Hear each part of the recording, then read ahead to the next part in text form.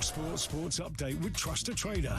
When it matters, get the job done marvellously well by a verified Trust a Trader professional. talkSPORT. With the 4 o'clock headlines, I'm Tom Clayton. Good afternoon. Middlesbrough say the only appropriate sanction that could be imposed on Southampton is to be kicked out of the Championship playoff final. The club also says it regrets being blocked from attending the hearing as they hold relevant factual evidence. The EFL confirmed the hearing would be taking place either on or before next Tuesday, and contingency plans are in place should the final need to be moved. Now, it's our understanding Michael Carrick's been offered a 2-year contract by Manchester United with an optional extra. Is the former Man United defender Paul Parker. He got a bit of unity, he got continuity on the pitch as well, and that's what's got him into the Champions League spot. I expected United to get into Europe. I never even thought about the Champions League, to be perfectly honest. Manchester United take on Forest on Sunday, live and exclusively on talkSPORT. Now, Martin O'Neill has doubled down on Celtic's penalty from midweek. He's also called for UEFA and English and Scottish football federations to align on VAR calls. Throughout Europe, we have seen penalties given when we all think, well, that wouldn't have happened years ago. It wouldn't have done. It looks very, very harsh. A handball, should be a major point of discussion in the summertime to have a look again to see what they're doing. And how about this from a former England cricket captain on Jofra Archer? If he wants to finish his career in however many years' time, proudly looking back on an England career where he's taken wickets, made a few runs, brought the catches, done some special things for England, then I think a little bit more commitment to the cause would be a very, very good optic indeed. David Gower there, as Archer will miss the start of England's summer to play instead in the IPL. Get all the latest at talksport.com.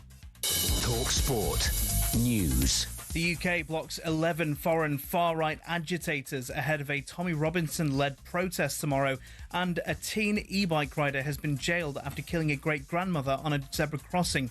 Emma has more at 5:30. talkSPORT weather with QuickFit. Spring forwards with Bridgestone Turanza all-season 6 tyres with a 25,000 mileage guarantee. Book today at quickfit.com. Conditions apply. Dry with sunny spells for many, a few showers on the coast, with more developing inland too, feeling less cold than recent days.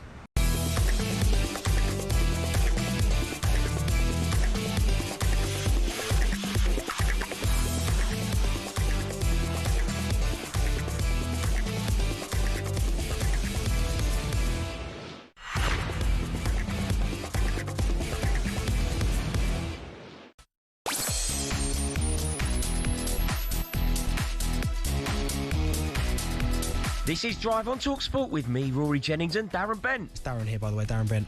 Coming up today, we're building up to a big night of live and exclusive Premier League action on talkSPORT as Liverpool head to Aston Villa. Off the back of that, we'll be discussing the future of Harvey Elliott, as Unai Emery says that he apologises for Harvey Elliott. He feels bad for the way that it's gone for Elliott, and we do want your thoughts on that. Crookie will be joining us as we build up to another weekend of Premier League action in this week's Ready, Steady, Crook, and we're looking ahead to a mouth-watering FA Cup final live on talkSPORT tomorrow as Chelsea take on Manchester City. All of that plus Kevin Hatchard joins us for Drive Worldwide, and we'll speak to Spencer Oliver ahead of Dave Allen's heavyweight scrap with Filip Hrgovic. This is Drive on talkSPORT, and you can get involved. 03717 223344. Welcome to Drive. I'm Andy Goldstein. Wow. How are you, Rory? I'm not good. You're getting it, aren't you? Do you know what? Rightly so. Do you think? Yeah. Oh, no, I'm feeling very fragile. You got to be delicate with me today. I'm ready to break. You know what? I've been well, actually not to the level that you've got, but No. I've been there before when you feel like you're getting, punched in from all sides, man. No, this is bad. You come for the bald people that have hair transplants. I didn't go for the bald people, and I didn't bring up Jason Cundy. You brought up Jason Cundy. If I was going to go for anyone at talkSPORT regarding the bald thing, I'd have gone for Klink, because I love Cundy. Yeah. I would have gone for Ollie Klink. I wasn't talking about Jason Cundy's hair transplant. You were. I was talking about the deceit involved in hair transplant. Which Jason Cundy's had. So he's No, but I wasn't making it specific to Cundy. I was making it just broadly about the deceitfulness of hair transplants. Okay, so you're saying the haircut that Jason Cundy's just had, he's a deceitful human being for having that done. I'm saying that he's trying to pull the wool over our eyes. So he's deceitful then? Not him specifically, though. Yeah, but he's had it done. People. But it's not even them. Like, don't get me wrong. They're not happy. but it's these BTS fans. And now, to anybody who doesn't know what BTS is, BTS is some K-pop Korean music, which is not good, really bad music. I tell you what, I don't mind it, by the way. So I just I want to put that out there. Cowardly, man. I actually love it. I actually think I've got the album at home. It's decent. But what's happened is I've made my feelings known. talkSPORT, the good people of talkSPORT, have clipped it up and put it on social media. Yeah. And somehow it's found its way onto the algorithm of BTS fans. Yeah. They now hate me and my mum and my children and everyone involved in my life. They? Yeah, they've gone mad. It's gone a bit too far with They've gone mad. Like, it's more tribal. This is the thing. We operate in football, Darren. Like, we operate in football. We kind of know how tribal people can be. Yeah. We know how partisan things can be, and we know how aggressive online can be. Yeah. This BTS stuff has gone wild. Well, I said, because if they're going to clip it, I don't mind a bit of this BTS stuff. I think it's such a decent. My kids love the Demon Hunters on Netflix, but I love it. I actually quite enjoy the movie myself as well.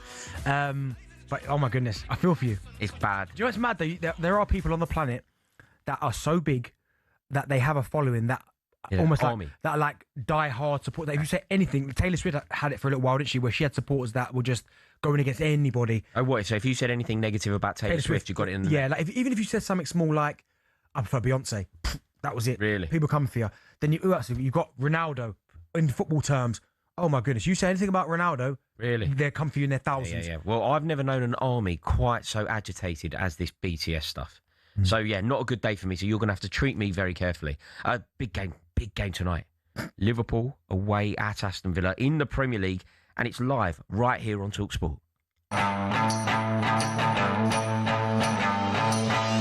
It's finished here at Turf Moor. Burnley 2, Aston Villa 2. They're not performing in the Premier League. Defensively, very poor. There's a lot to play for Bournemouth and Brighton, and Aston Villa and Liverpool both still probably need one more win. We expected at the beginning to finish the season in the top 5 is really something fantastic. Gravenberch gets a shot away and finds the top corner with a curling effort, taking just 5 minutes for Liverpool to take the lead. And they've done so in stunning style. In away games against teams where we usually don't drop points, and that has this season happened far too many times after playing in Europe, and that's one of the reasons why we have not qualified yet. Yes, that's right. Aston Villa host Liverpool in the Premier League this evening, a game that you can hear live right here on talkSPORT when we're done at 7 p.m. The winners will, of course, book a place in next season's Champions League, and Aston Villa already have the Europa League against Freiburg to think about next Wednesday. This game, though, it also sees Harvey Elliott going up for his lone side against his parent club. Villa, that had an obligation to buy Harvey Elliott, and they were going to make the deal permanent for 35 million quid if Elliott played 10 league games. However, he's only played 4. Unai Emery has been speaking to the media ahead of this game, and he said that the midfielder has been treated poorly. Of course, it's something embarrassing for everything we are involved in it. And my apologies for Harvey Elliott is every day in my mind. But it's the responsibility. And we have our responsibility, and Liverpool, they have their responsibility. And of course, it's something as a human, as a person, how is going the season. Wow, Una, that's some Barnett, boy. Wow. Unai Emery looking good, looking au natural. What do you make of this, Darren? Like this Harvey Elliott saga, it certainly didn't go the way I anticipated. Well, it's tough. First and foremost, obviously the obligation. It was always, I think it was always intended for him to be a permanent sign at Aston Villa, but obviously with this kind of obligation to buy, it helped Villa out with the PSR because obviously we know how tight they are in terms of the threshold that they have to sell players to bring players in. Do you know what I mean? But I do think you can only play for 2 clubs in a season is a bit of a mad one because for Liverpool, he played 2 minutes against Newcastle, which what stopped him from obviously effectively going out in January. So, and also as well, it used to be the obligation now is 10 appearances, right? It used to be a lot less than that. Yeah. So then it made it a little bit more easier, in fact. So I feel for Harvey Elliott because we know how good he is as a player. We know the technical aspects that he's got, and it just hasn't worked for Aston Villa. And you get these situations where you go somewhere and listen, at the forefront, I would have said, they'll definitely sign him because he'll make more than 10 appearances because he's a good enough player. But you find yourselves in these scenarios where maybe the team's set up in a situation where they're winning games. Unai Emery's certainly a manager that's methodical, that the team's playing well. I don't want to change too much. And obviously Harvey Elliott's found himself on the outside. But it's a difficult one for him. But the next move that he does make, he's have to choose it really, really carefully. Yeah, it's going to have to go well. Like, I think Harvey Elliott's a lovely little footballer. I rate him so highly. I really do. I think he was quite unlucky in terms of going to Liverpool. Now, it's not unlucky to play for Liverpool, of course not. It's an esteemed club, an amazing institution. But he was unlucky to go to Liverpool when basically Mohamed Salah was at the club. Yeah. Because you're never going to be better than Salah. No. You're never going to get in the team ahead of Salah.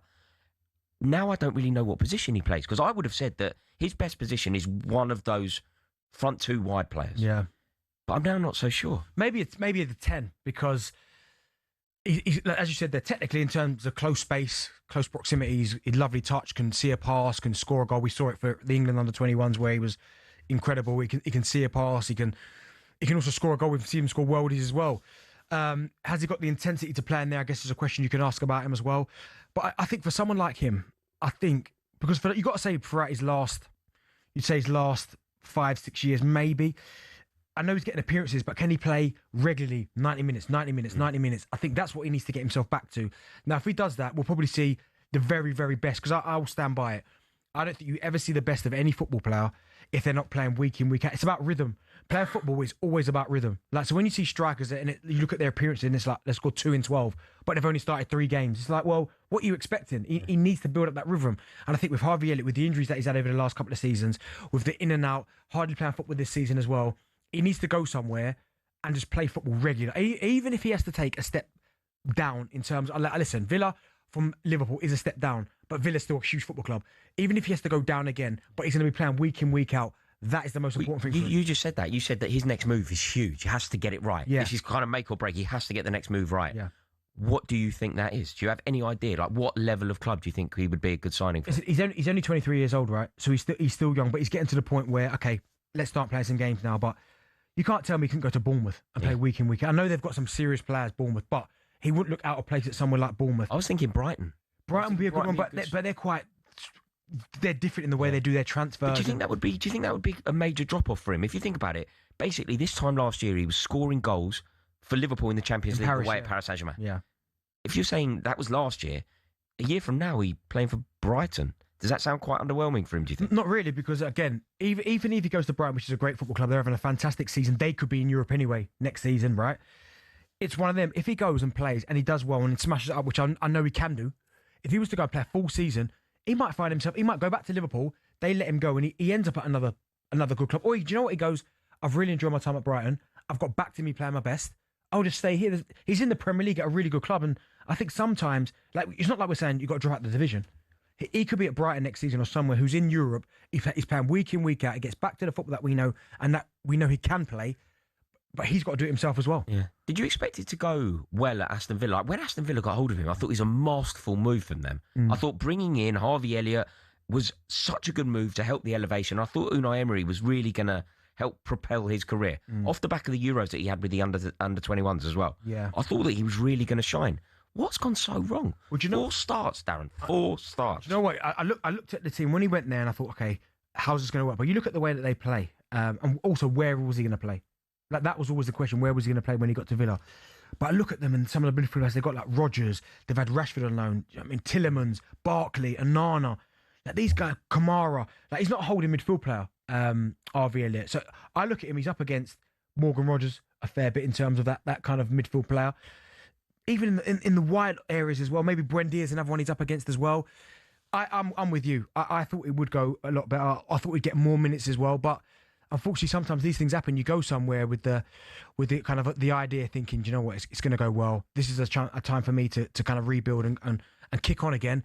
And it just doesn't work sometimes. Yeah. And sometimes it can be out of your restraint. It can be out of your control because you've gone there. And as Unai Emery said, he's gutted about the way it's turned out, but it just hasn't gone well for him. Yeah, it is a fascinating story. And next, we're going to be taking your calls on Harvey Elliott. We want to hear what you think about this Harvey Elliott saga. I certainly didn't see it going this way. There'll be a number of takers. Yeah. I've got no doubt. Oh, no, we'll find a club, no doubt. Because if you can unearth the brilliance within Harvey Elliott, if you can get him playing and playing well, you've got a lovely footballer on your hands. Yeah. No doubt. But get in touch. What do you think about Aston Villa's treatment of Harvey Elliott? Where do you think he should go next? Unai Emery has said that he feels guilty every day for the Harvey Elliott loan spell at Aston Villa. Get in touch, 03717 223344. You're listening to Drive on talkSPORT with me, Rory Jennings and Darren Bent.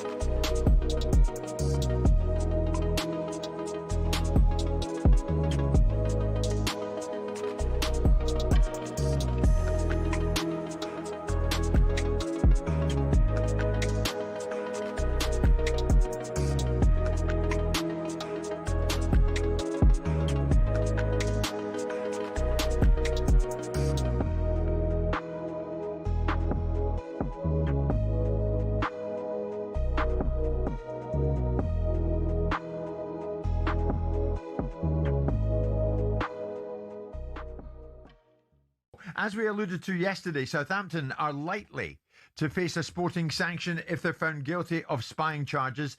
As a result, they could end up being thrown out of the playoff final to be replaced in that final by Middlesbrough instead, the team that they put out last night at the semi-final second leg stage. We said we'd look into this more thoroughly from a financial, legal expert point of view, and the very man who fits that bill is sitting to my right. Stefan Borsten joins us live in studio. And Stefan, good morning to you. Hi. We'll get into how this may or may not play out in the courts. Is there a precedent, Stefan, for chucking a team out of the playoffs?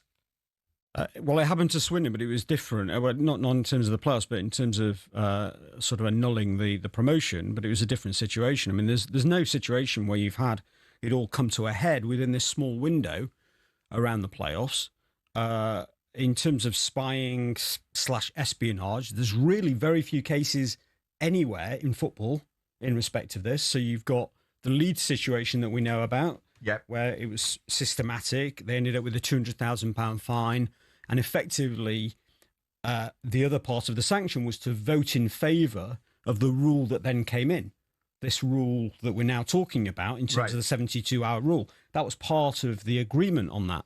So that brought the rule in. The only other case is actually from the from the Olympics with Canada's women's team, and FIFA in 2024 docked them 6 points.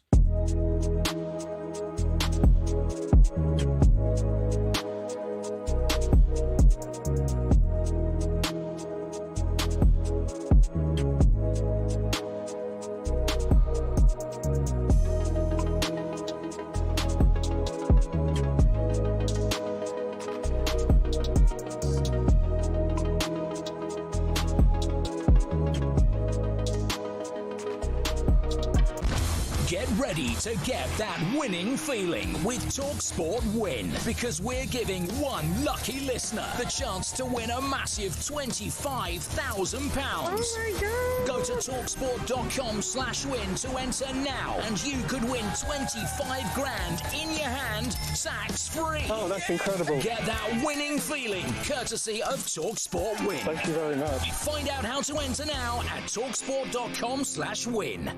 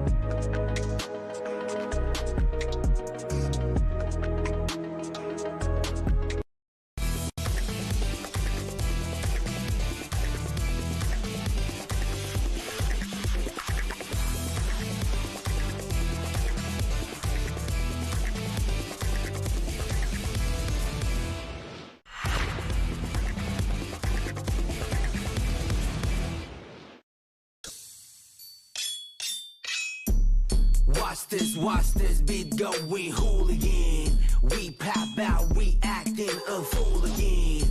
Yeah. Just BTS. Gotta be in it. Hey, banger. Told you. So I've got this on my favourites. Just awful. But I know you're not meant to say it because I know they've got passionate fans and whatever else, but they are terrible. Nah, but the tune's nice. They're going to be playing a World Cup final. This tune's nice. Appalling. It's not nice. Listen to the vocal.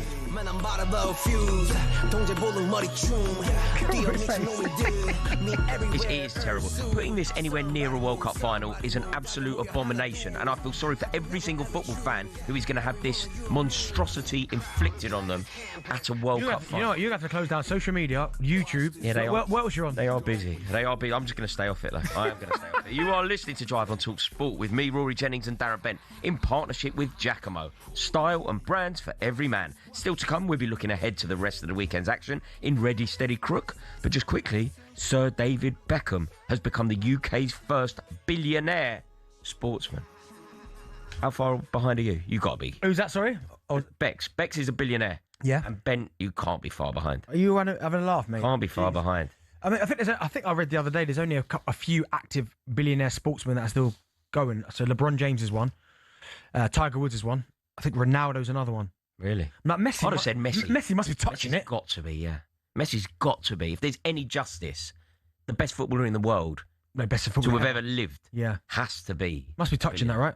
Bex is a billionaire, though. Congratulations, Sir David Beckham. Darren's a great lad as well. You heard it here first, Rory, yeah? Nice one. Oh, that's big. That is big. And Celtic boss Martin O'Neill has been speaking to the media ahead of tomorrow's title decider against Hearts, and he's had his say on the controversial penalty his side were awarded earlier in the week. I think it's a penalty. I think he's handled the ball. Also had his arm around his neck as well too. But that's beside the point. When you see it again properly, it is a penalty. Now, but what in the wider scheme of things, I think that everybody should be looking at this. Throughout Europe, we have seen penalties given when we all think, well, that wouldn't have happened years ago. It wouldn't have done. It looks very, very harsh. A handball. Should be a major point of discussion in the summertime to have a look again to see what they're doing. And I know sometimes in European football it's a wee bit different to ours. It shouldn't be. It should be uniform. Do you know, I just wonder for Martin O'Neill there, and I get it, he's got obviously back his team, and if he just came out and said, listen, I thought it could have been a penalty, but we've maybe got away with one there. I think a lot more people's opinion across the board go, well, do you know what? Fair play. Well, he's almost doubled down on it. You're like, well, you think it was a pen, don't you? No, I've seen an angle which now makes me think it wasn't. Of course it wasn't a pen. I've seen an angle now where it's clearly on the head. But there was also an angle where I thought that it was. Yeah, so but if he just come out and went, you know what, we've probably got away with one there. I think a lot of people would go fair play to him, but listen, I love Martin. I've worked with him so many times, but wow. Yeah, he's an icon. But do you think that he's just seeing what he wants to see? Or do you think that he's playing a game PR? Or he's backing his club. Like, obviously, he's probably got supporters as well that are going, come on, you've got to back us. We got the penalty. So he's just doing what he's got to do. But I think just sometimes a little bit of, I won't even say humble pie is the right word, but a little bit of just humility and say, we've got away with one now. Yeah, probably not the time for it considering the game that they have coming up. In fact, a reminder on that, talkSPORT are going to keep you updated with that title decider between Celtic and Hearts tomorrow from 12:30. Right, before the break, we told you that we were going to be taking your calls on Harvey Elliott, and we're going to do that right now. Give us a call, 03717 22 3344. Let's speak to Alex, who is an Aston Villa fan. How are you, Alex? Yeah, I'm sound. How are you, Rory? Yeah, very well, very well. What do you think of this Harvey Elliott issue? I mean, first and foremost, he really is unfortunate. It shows how bad PSR can be. But it's also shown how bad Villa's recruitment has been over the past however many years. And it all spawns back to our sporting director, Monchi. Like, look at our signings over the summer. We had Gesand shipped off into January. Who else? We've had a loan of Sancho who hasn't worked. If you look at our starting 11, bar Pau Torres and Morgan Rogers, who's an Unai Emery signing? We've got players from Dean Smith and Steven Gerrard era because our recruitment has been that wayward. Do you know what, with the Harvey Elliott one, I think he was brought in because I think they thought Ben Buendia was going to Leeds. So when they brought him in, I thought he was supposed to be the replacement for him, but obviously Buendia stayed, and he's actually had quite a decent season by his standards.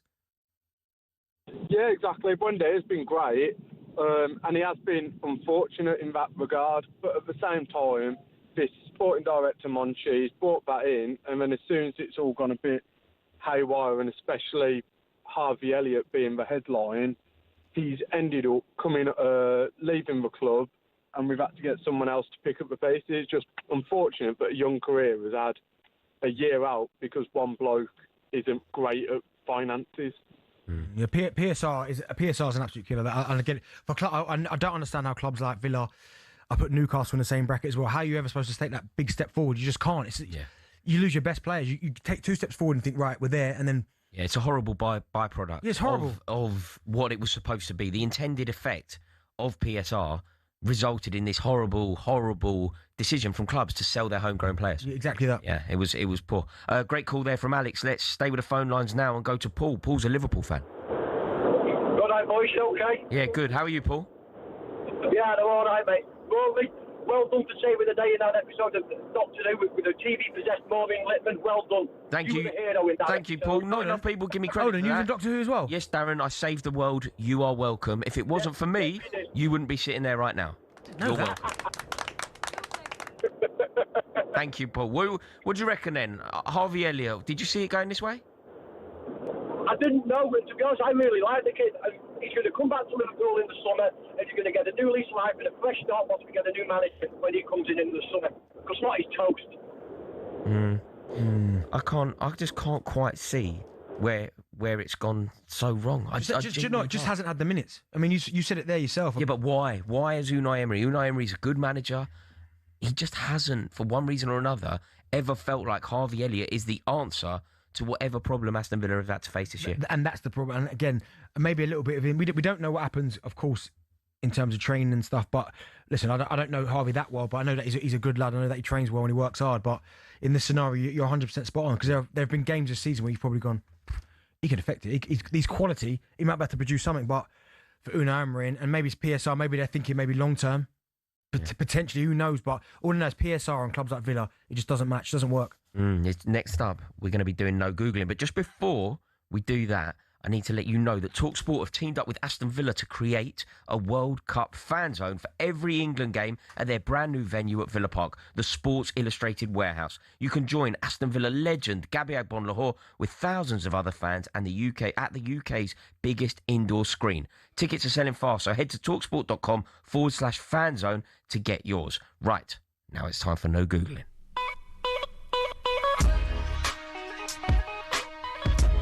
Right, ahead of Aston Villa against Liverpool, live on talkSPORT tonight, we want to know who was the last player to move between the two sides on a permanent basis. Answers after this.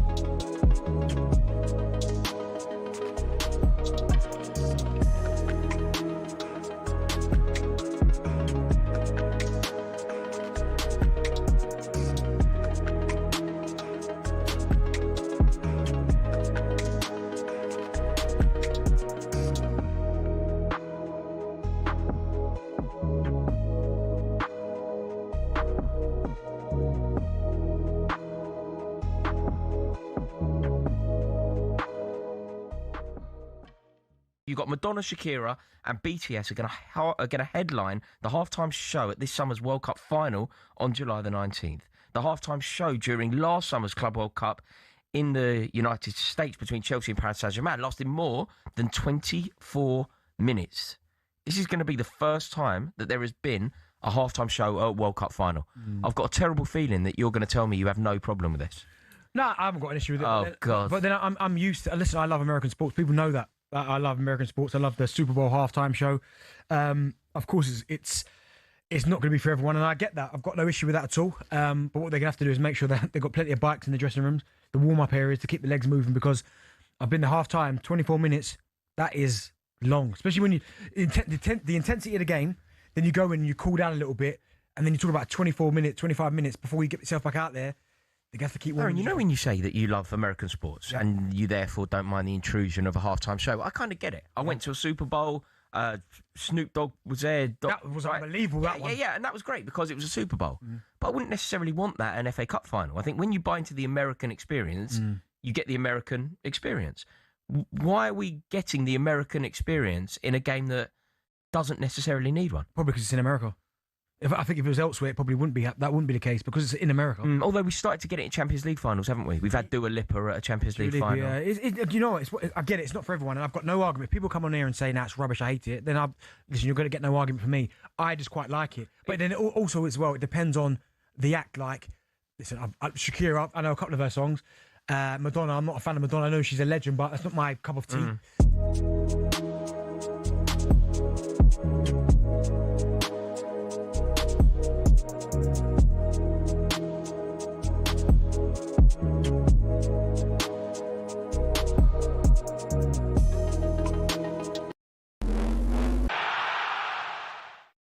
It's our understanding Michael Carrick has been offered a 2-year contract at Man United with an optional extra. But the current interim boss didn't offer any clarity when asked this afternoon. There's 2 games to go, right? So we knew, apart from that, there's not much else I can say is probably what you'd expect. I think the situation is pretty clear for us all. So same as in terms of preparing for the game, really planning for that, and it doesn't change. They take on Forest on Sunday, live and exclusively on talkSPORT. Now, we're not expected to get a verdict on the Southampton Spygate investigation today. We've also been told any verdict would not be able to be taken to the Court of Arbitration for Sport. Next, Martin O'Neill has doubled down on Celtic's penalty from midweek. I think it's a penalty. I think he's handled the ball. Also had his arm round his neck as well too, but that's beside the point. When you see it again properly, it is a penalty. And Fabio Wardley's triggered his rematch clause with Daniel Dubois. Promoter Queensberry has said all parties will now work towards a rematch of their Fight of the Year contender for later in 2026. Get more at talksport.com.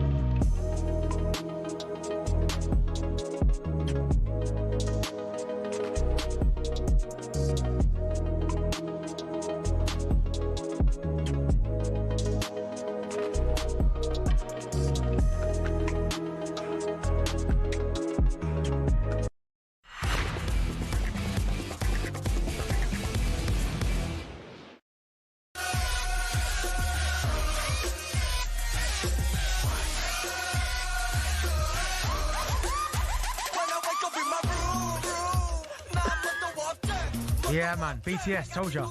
Bad boy group, this. It's just hateful. It is just hateful. Like the DMs that I am getting from BTS. Are you still getting them? Yeah, mate, they're coming through. Thick and fast. Thick and fast. That clip is like gathering momentum. This tune's right, though. This tune's right. It's not all right. Stop trying to get on side with BTS fans. I'm on side. Darren, you're cowardly, man. You're trying to get on side with BTS fans. Pick your battles.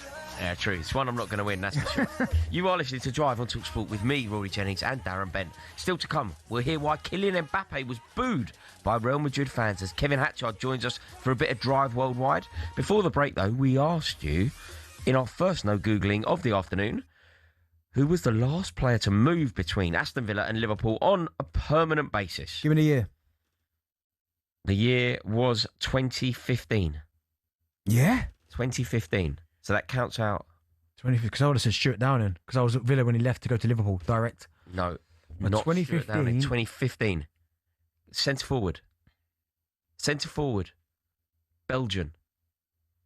Can't give you any more than that. Oh, did he go to Liverpool in 2015? Benteke? Yeah, Christian Benteke. Aston Villa to Liverpool for £40 million in 2015. Good player he was. Yeah, no, he's a good player. Yeah, he scored some great goals as well. There's another huge fight coming your way this weekend, and it's live right here on talkSPORT. I honestly believe I will get Filip Hrgovic to Doncaster. I am going to really shock him and shock the boxing world. Please welcome the Doncaster De La Hoya, David the White Rhino Elliott. A massive win for the Doncaster heavyweight. 100% in my whole heart, I'm picking Dave Allen for a stoppage. It could be by way of cut. The Dave Allen story, it will all ride on this one night. Dave Allen could be on the verge of his quickest victory ever here. This is the entertainment business. Dave Allen ticks all the boxes. I just have a feeling that Dave Allen can do this. I am having it DN12 style, believe me. Yes, that's right. Heavyweight season continues tomorrow right here on talkSPORT as local lad Dave Allen aims to upset the odds against Filip Hrgovic live from Doncaster's Eco Power Stadium. Fraser Clark will be part of our expert team, and don't forget that you can watch along with us ringside on the night, and of course the fight is live on DAZN as well. The weigh-in takes place a little later on in Doncaster, and we can head there right now to speak to talkSPORT's host of Fight Night, Spencer Oliver. Afternoon, Spence. Good afternoon, Benty. Good afternoon, Rory. Now, boys, just before we get into this one, obviously I've been listening to the show, and Rory, did I hear you say you're not a fan of hair transplants? Because, Rory, let me tell you, you are talking to the godfather here, mate. The guy that had it done first back in 2019, inspired the next generation of men to get hair transplants. By the way, I think I'm going to go in for number 3 very soon, so... Rory, hold it back, mate, and let me paint the picture for you as well. When you're getting your hair transplant done, takes about 12 hours. You're listening to a little bit of K-pop in the background, you know, moving around to a little bit of K-pop. You know what I mean? Just picture the scene, Rory, mate. Don't be a hater. Come on. I'm not a hater. This is good. This has been totally blown out of proportion. And Spencer, for the record, I think your barnet looks beautiful. Oh, mate, listen, by the time I finish, I'm so addicted to it. By the time I finish, mate, I look like Chewbacca. That's all I'm saying. I love it. What's the atmosphere like up in Doncaster at the moment ahead of this fight, Spencer? Yeah, we're in the corn exchange now. We've got the ceremonial weigh-in just about to happen. The atmosphere's buzzing. Dave Allen, as you know, is a fan favourite. You know, everybody loves him. You know, he's very quirky, isn't he? And he's been great in the build-up to this one. He's been taking all the pressure off for himself, putting it on Filip Hrgovic, saying, you're the Ring magazine number 5. You're the elite fighter. You know, I just see this as an opportunity. And I get to do that at the Eco Power Stadium, my home stadium, in front of 10,000 plus strong fans. I've got nothing to lose here. I'm going to go in there and I'm going to give it my best shot. So he's been playing the psychological battle, the mind games, and he's been doing very well with that, by the way. But can he do it when reality kicks in? We are just about to find out, because Dave Allen has admitted, yeah, the nerves will kick in at some point. Yesterday was the press conference. He was relaxed, he was cool.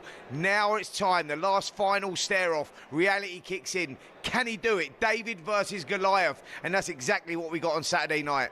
Spence, when you look at this fight, usually the week before the fight, people's opinions will change. They'll say, no, I think he'll win. I think he'll win. But we all expect Hrgovic, who's the better fighter, to win this fight. But have you seen anything in the build-up to this fight where you've gone, do you know what? The closer the fight's got, you've gone, I think Dave's got more than a chance than I thought.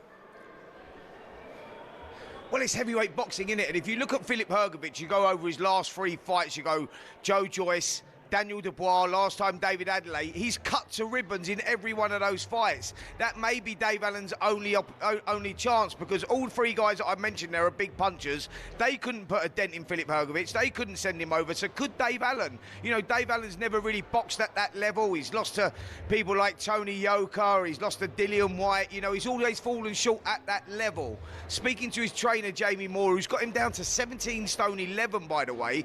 To put that into context, his last fight, fight in Nottingham back in February. He weighed 19 stone 5. So they've stripped him down. He's in the condition of his life. But Darren, you'll know as a sports person, and this is where I am now, when I give myself a little reality check, because as you're getting close to it, you're going, oh, perhaps Dave has got a chance. You know, everybody's talking about it, but you go, when you're talking about levels to the game, whatever sport you're in, you have to have conditioned yourself from a young age to do that. Can you do it in just 10 weeks and go, right, I'm taking it serious now, I'm going to get myself in shape? Does that conditioning, you revert back to what you know otherwise, and that's my worry for Dave Allen going into this one. How much do you think the crowd's going to play its part? Because we've seen before, many a time, good boxers come over to England, they fight in a stadium or in an arena, and it's so hostile, they can't focus, they can't put a performance in, they ultimately get beat. How much do you think this Doncaster crowd for Dave Allen is going to kind of play its part in maybe him getting a result over Hrgović? Well, do you know what? For Filip Hrgović, who's well-travelled, you know, he was an unbelievable amateur, won a bronze in the Olympics. He's travelled in all the big games around the world, so it won't bother him at all. You know, he's familiar with the British crowds.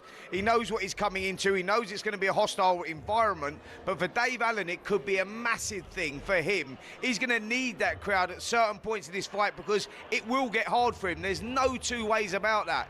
It's about whether he can bite down on his gum shield, drag Filip Hrgović into those later rounds and pull off an unbelievable upset. We saw it last week, you know, with Zach Chelli over David Morrell. That was a massive upset. Can we get one of that sort of magnitude again on Saturday night? And that is the reality here, guys. This is a huge, huge task in front of Dave Allen. But there is a slight chance he may just pull it off.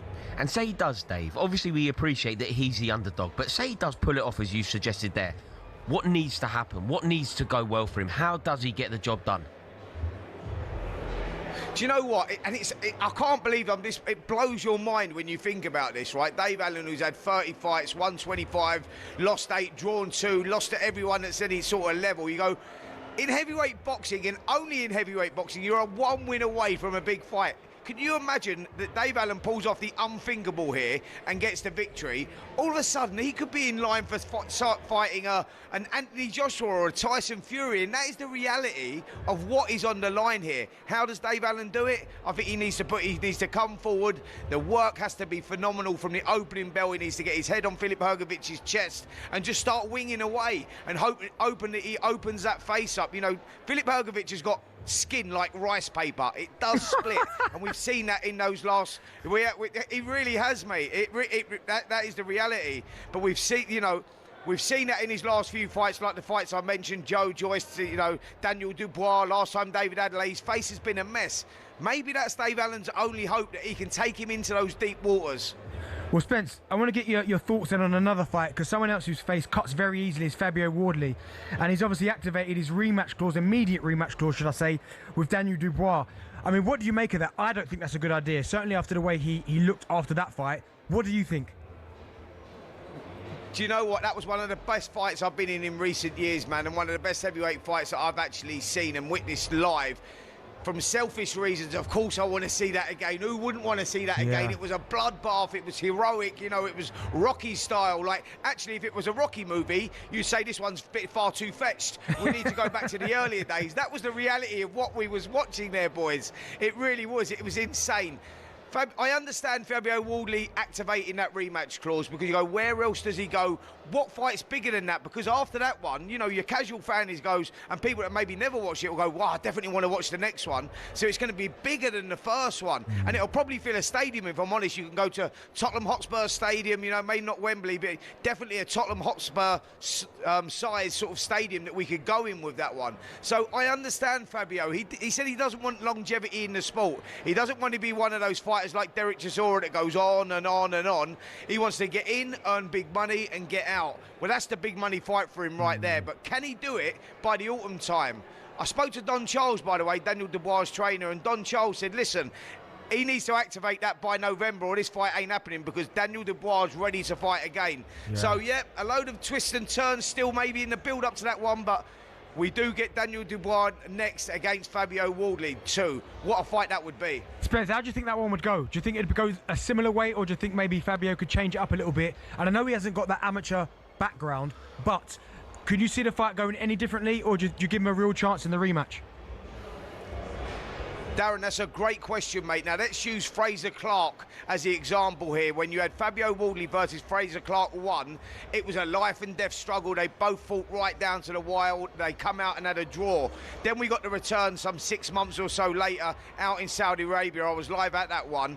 And Fabio Wardley made those little adjustments and won the fight with a savage knockout in round number 1. So what I'm saying is, maybe he can adapt. You know, he has that punch power to turn it around in a blink of an eye. We saw that in round 1, we saw it in round 3. So never say never for sure. You can't write Fabio Wardley off, and if he can adapt and make those changes, it's another great fight again. So you couldn't write him off, definitely not. Spencer Oliver, thank you so much for finding the time to talk to us. Seems like the atmosphere really is building there. And don't forget, the only place to watch Dave Allen versus Filip Hrgović tomorrow night is The Zone. And the talkSPORT boys will bring you all the action via a watch-along at the same time. You're listening to Drive on talkSPORT.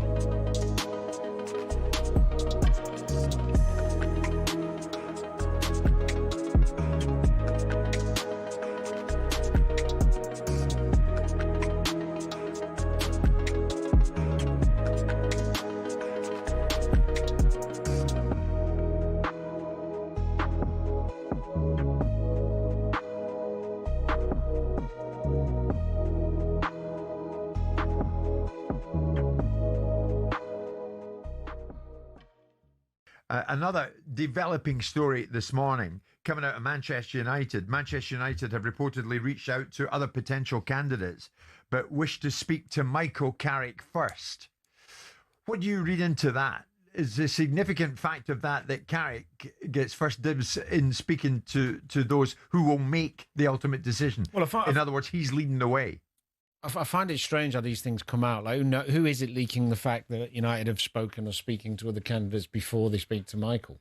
I mean, it's bizarre, especially when you're talking about one of the biggest clubs in the world. Can they not do business? Can they not keep their own counsel? I find that a bit bizarre, but he's done really well. And, with the position they were in to where he's got them, you could argue he deserves another go at it and bring some players in the summer. And I wouldn't say that's a huge risk. The progression they've made under him, I'd give him another go. Yeah, significant, Simon, that they want to speak to Carrick first. Yeah, again, I don't know who's briefing in and whether it's coming from Carrick's side or whether it's coming from Man United's side as to the briefing in as to why Man United need. You can employ an England manager without anyone knowing about it, but they can't seemingly have a conversation amongst themselves without broadcasting it to the media. I don't understand why that is the case.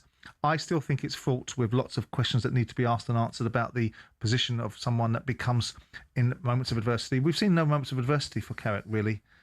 He's done the job, so it makes it a conundrum.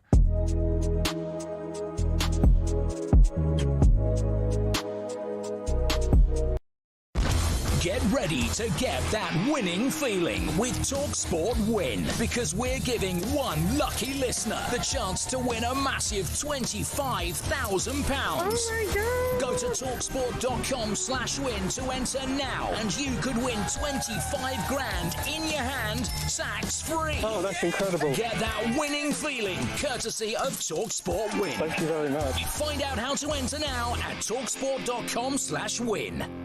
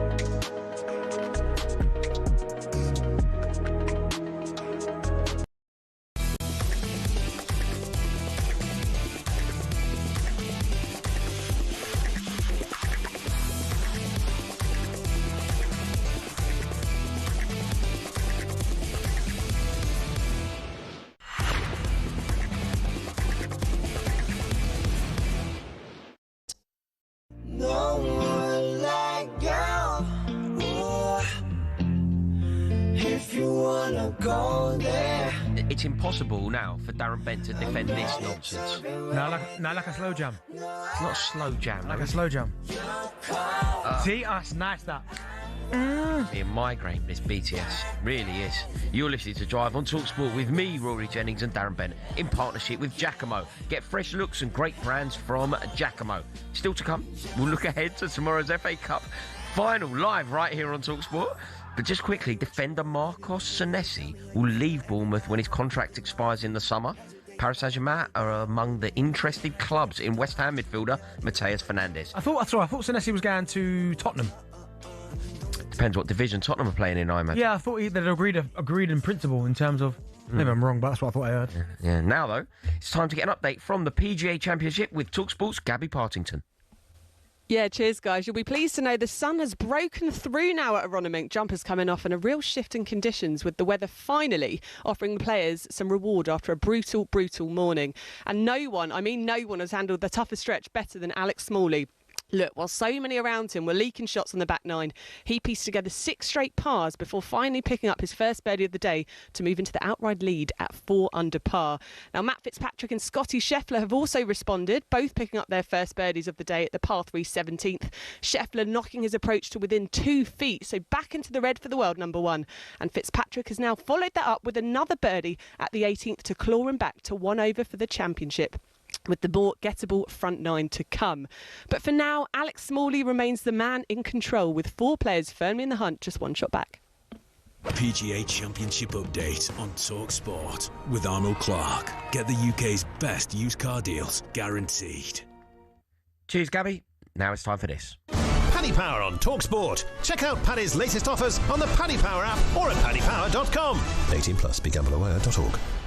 That's right, from the FA Cup final to the finale of the Premier League and the World Cup just weeks away. There's a huge summer of football in the offing, and here with the latest odds, wow, it is actually Paddy Power, the Paddy Power. Paddy Power. The one and only, Rory. How's it going? How are you? Whoa, this is an honour. The governor. I don't know about that, jeez. If they left me in charge, the company would be gone under a long time ago. Right, where we need to start is the FA Cup final. Chelsea versus Manchester City. What have you got for us there? Yeah, so look, it's obviously a brilliant weekend of sport, isn't it? Like, it starts off like the FA Cup final is obviously one of the highlights, and it's Man City are famous. They're pretty short price, I think. They're 1-3 to lift the cup and 9-4. For Chelsea, and just to win the match in normal time, it's 4-6 Man City, and then 7-2 Chelsea. So I mean, I don't know, you got to think City are favourites, but I'd say Chelsea will go in kind of a little bit fearless because they've had a terrible season. Chance to get the fans back on side, if they do manage to put a performance in, and they kind of owe the fans a performance. And then City do have one eye on the title, even though they're not going to get there, let's be honest, but they've still got a squeak. So, they've got to be thinking that way too. And I know he rested a couple of the big players, didn't he, during the week, Pep Guardiola. So maybe they'll come in fresh. But I think you have to think City will probably win, but just Chelsea, there might be a bit of value. You seem to adopt quite a hostile attitude to Chelsea there. I got the impression that you weren't really fancying Chelsea much there, Paddy. No, but I just think Chelsea fans would just be really disappointed with how the season's gone, right? Because I mean, I have nothing against Chelsea except it's a complete shambles, right? I mean, this season has been a disaster. Let's be honest. Come on. So, if they can just, if you're a Chelsea fan, I'm sure you're a bit annoyed. I was going to use bad language, or you're sure you're a bit annoyed with how the season's gone, right? So, you kind of promised great things to start. You've got about 25 managers, and you're going to get another one probably next season. So it's just, it's kind of regroup, isn't it? If you get a trophy out of it, like, wow, that's amazing. It really is. It'll be a surprise compared to how things were. Absolutely. I want to turn our attention to the World Cup. Obviously, as an Irishman, will you be supporting anyone this summer? Yeah, it's like I'm trying to think about this because obviously I'm contractually obliged not to support England because we have to cheer against England. But but actually we all want England to do really well. We kind of want you to lose on penalties in the final, I think. But I kind of would quite like to see England do well because it's all the players we know, the players we watch all the time, So England are third favourites at 11-2, but Spain are favourites at 4-1. France are 9-2. I think France are going to win it, but I don't like France because I just have this weird dislike of Mbappe. It doesn't make for no reason whatsoever, except I think it was around the Real Madrid time. Remember when his contract was that he could pick the team and I don't know, toilets or whatever he was able to do. He was able to do everything in Real Madrid. And that really annoyed me. So I don't like Mbappe, but I just do think France will win. But I think the team that reminds me most of Ireland, so I might just pick them, is Brazil, because they're very similar footballing heritage to the Irish. It surprised me, Paddy, that you've got 3 European sides as the favourites, because I thought that no South American teams, considering the climate. Yeah, no, I kind of agree. Isn't there that stat that we hear every 4 years that no European team has won the World Cup outside of Europe? Is that right? Or is that debunked? I can't remember. But anyway, yeah, no, it's funny you say that. But then, like, if you, I mean, Argentina obviously won it the last time, but that was a bit of a surprise. And then, are Brazil really as good as we remember them being in the 1980s, the 1990s?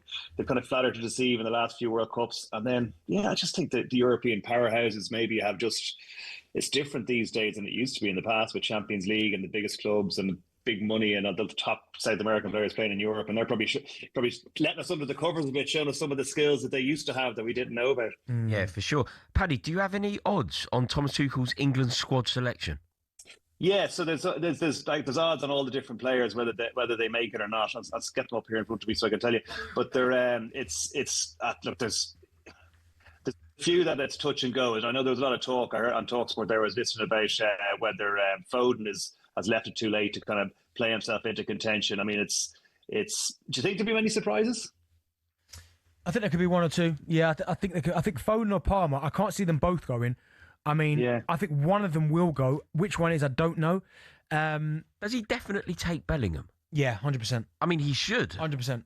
You sure? Yeah. Doesn't seem to fancy him. No, 100% he's taking him. But it's kind of just as for the manager, though, he kind of has to, doesn't he? Imagine if you didn't take him and then you missed him over there. Like, I mean, if he goes over there and he doesn't gel as a team and he's a bit of a disaster, you can always kind of sideline him, can't you? Yeah, true. Yeah, probably. But anyone else that you think could, like maybe Morgan Gibbs-White, has he made a late play for it? Possibly, yeah. Like I think in the midfield is where you might find a few kind of maybe a surprise packages. Like Morgan Gibbs-White's 5-4. He's at odds against, like, you got the likes of, say, James Garner, Adam Wharton, who are kind of in or around the even money mark. So that means it's kind of toss of a coin whether they make it or not. So it's quite competitive, I guess. And I suppose everybody's probably going to try and mind themselves, aren't they, and not get injured the last couple of games of the season, which would be an absolute disaster for them. Yeah, that is true. Paddy, it's an honour to speak to you. Thank you so much. Thank you for lying, but you're very welcome. Mate, you're Paddy Power. It's huge. Cheers, lads. Thank you very much. Now, for all the latest offers and to find out more, go to paddypower.com, 18 plus, begambleaware.org. Paddy Power on talkSPORT. Check out Paddy's latest offers on the Paddy Power app or at paddypower.com. 18 plus, begambleaware.org. You're listening to Drive on talkSPORT with myself, Rory Jennings, and Darren Bent.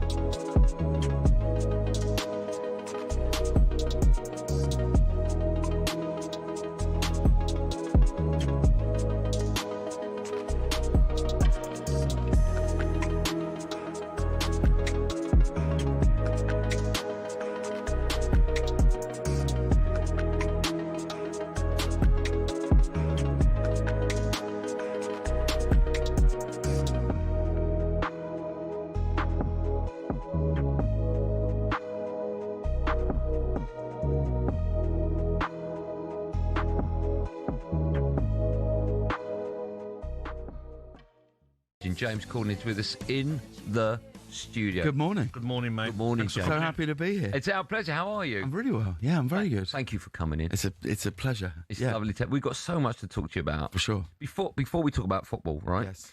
I was just going over old stuff that you've done, right? Mm. And I was watching with my producer Ollie this morning when you did the Sports Personality of the Year. I think it was 09, 07, I can't remember. It was nearly 20 years ago. And you stood up in front of everyone, right? Yes. You gave, as Smithy, you gave this massive speech. Smithy won Coach of the Year. And I said to producer, he's got a good memory, right? How nerve-wracking must that have been for you? Was that just insane? Did you have autocue on that? Or was that... Well, yeah, no, there was a prompter, but the issue was with that is we shot that 8 minutes before they went live for Sports Personality, so we only had one we could only do it once. Yeah. From the standing up in the crowd, the walking through, doing all the stuff. So also, we had to make sure that lots of people were in the audience, because as sports personality, they all wait in this room before they go out, and we had to go up to like Freddie Flintoff, and what we had to say to him, we had to go, Freddie, we're going to do this thing. Don't laugh along. Okay. Because it can't look like it's like a sort of roast monologue. Yeah. Which is why Freddie's such a brilliant actor, looks so angry in that we just like make out like it's real. Don't just laugh along when we start saying all these things to different people. And the only instruction I was given was you can't interact with Capello, because they were like, you're not allowed to interact with Capello.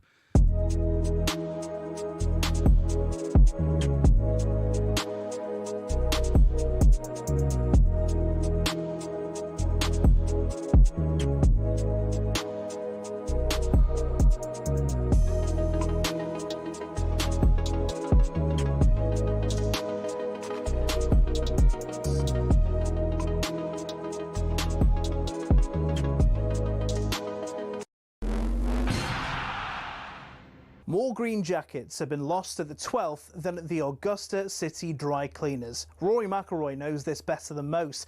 But what is Amen Corner, and why is it so iconic? The famous sequence has always been there since the Masters began in 1934. It didn't get its name until '58, though, when American sports writer Herbert Warren Wind, on the left, wrote, "At the farthest reach of the Augusta National Course, down in the Amen Corner." He drew inspiration from the 1933 jazz song Shouting in That Amen Corner by the Dorsey Brothers. The reason behind its difficulty is all in the sand and the water. Tournament officials don't even bother to count the balls lost in there each year, such is the sheer number. The 11th, named White Dogwood, is a downhill 520-yard par 4 with a pond to the left of the green and a bunker to the right. Both cause a lot of trouble each year. The 12th, Golden Bell, is perhaps the most famous hole in the world, with danger everywhere. Many aim for the flag, but look, get it even slightly wrong, and you're in the azaleas at the back, or the bunkers at the front, or even worse, Rays Creek. Or you can play it safe and aim for the open green on the left. You chicken.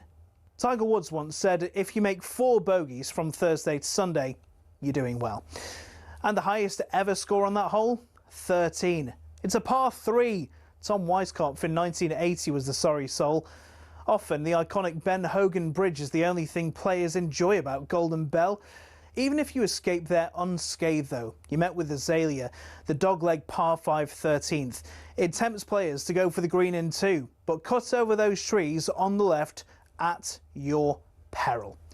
Every year, it seems, Amen Corner destroys someone's dreams. Rory McIlroy dropped 3 shots through here as his round unravelled in 2011.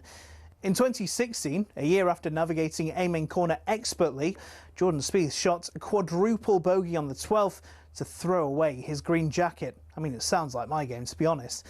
So who'll be the next to be brought to their knees, praying for mercy after Amen Corner?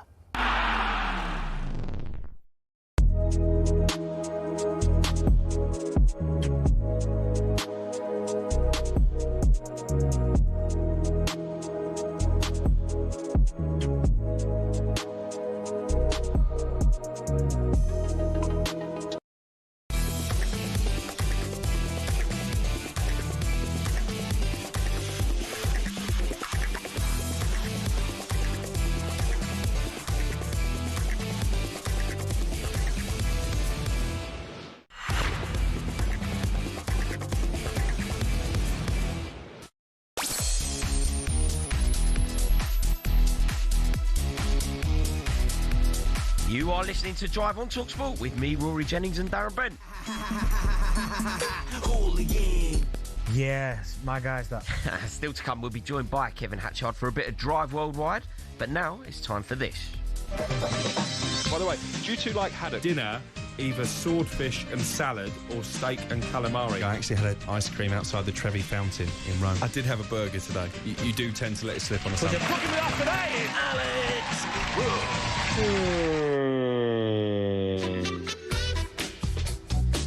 That's right, this is Ready, Steady, Crook, where talkSPORT's chief football correspondent Alex Crooks looks ahead to some of the biggest games in the Premier League this weekend.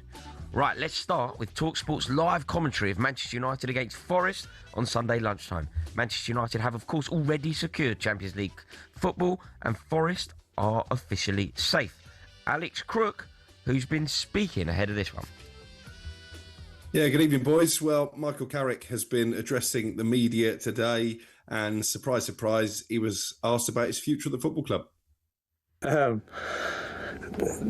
yeah, there's 2 games to go, right? So we knew. Apart from that, there's not much else I can say. Is probably what you'd expect. I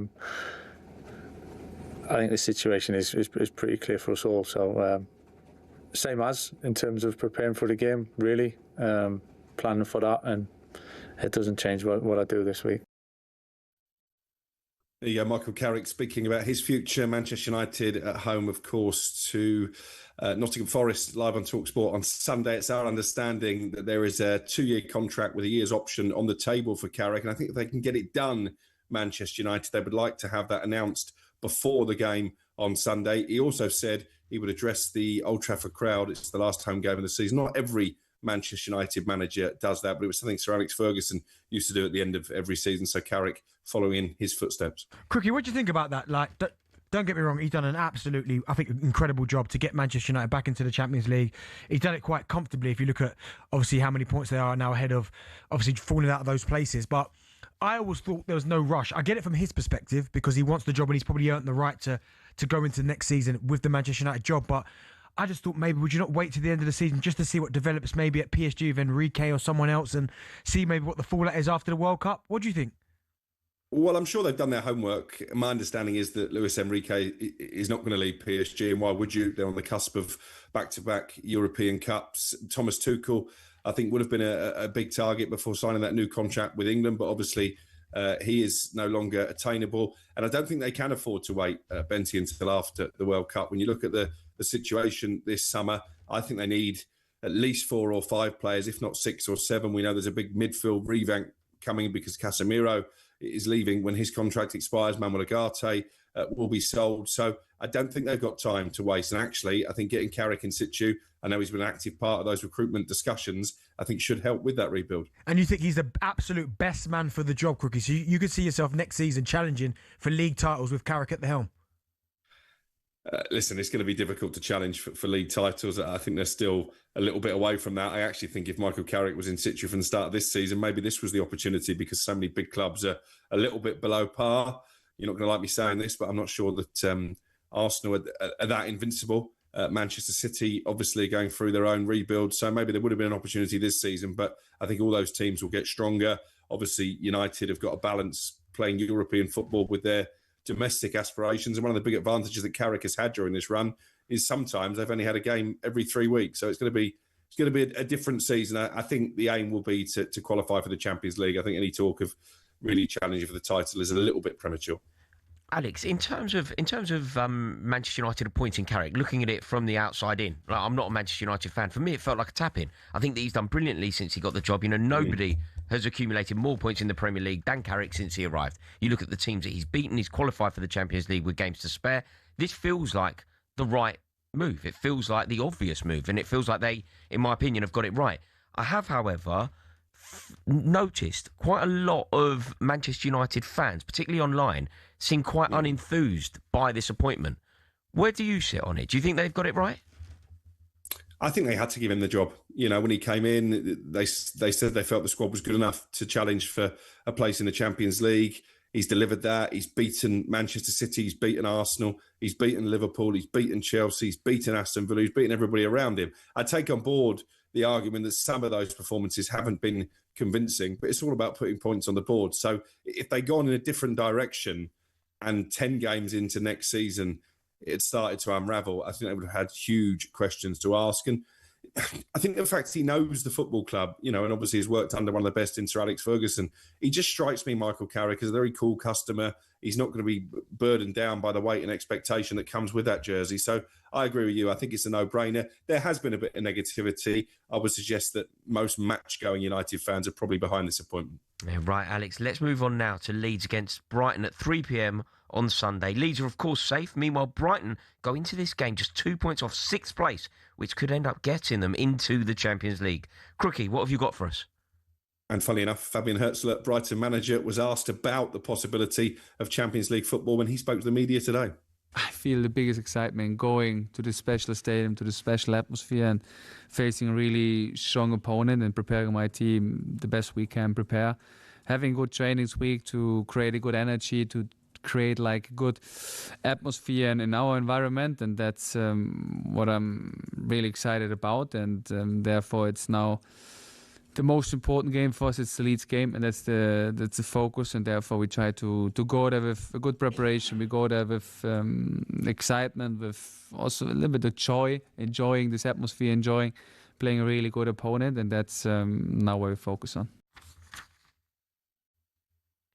Herzler looking ahead to Brighton's trip to Leeds this weekend. What a race this is going to be for 6th place. And just to remind people of the maths, if Aston Villa finish 5th and win the Europa League, as we expect them to, then that 6th place does become a Champions League place. Brighton, Bournemouth and Brentford, the 3 teams seriously competing. And what a story for any one of them to get into the Champions League. But Fabian Herzler, he was getting a lot of stick from the Brighton fans earlier in the season. They won 1 in 13. The board held their nerve. They backed their manager. And you've got to say that's paying dividends. It has, because there was a moment, as you said there, Crookie, I thought, oh my goodness. And I really like Fabian Herzler. We've spent time with him.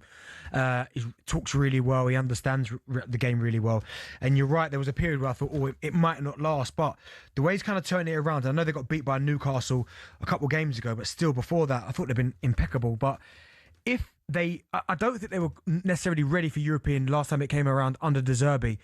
Do you think they'll be ready this time around if they are successful with the Champions League, Europa League, Conference League, wherever it may be? Do you think they're in a better place now to compete in Europe than they were then?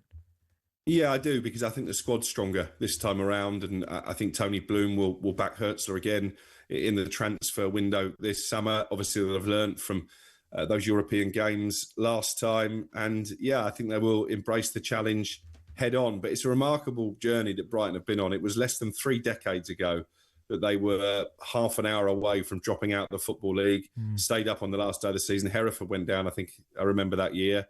Then they had to move out the Goldstone ground because one of their former owners had sold it to developers. They were playing at the Withdean Athletic Stadium. Awful stadium. Awful. Gosh, you don't need to tell me. I remember covering a playoff final there, sat with the fans. I think I was sat next to Fat Boy Slim, actually. But yeah, what a journey it's been since then.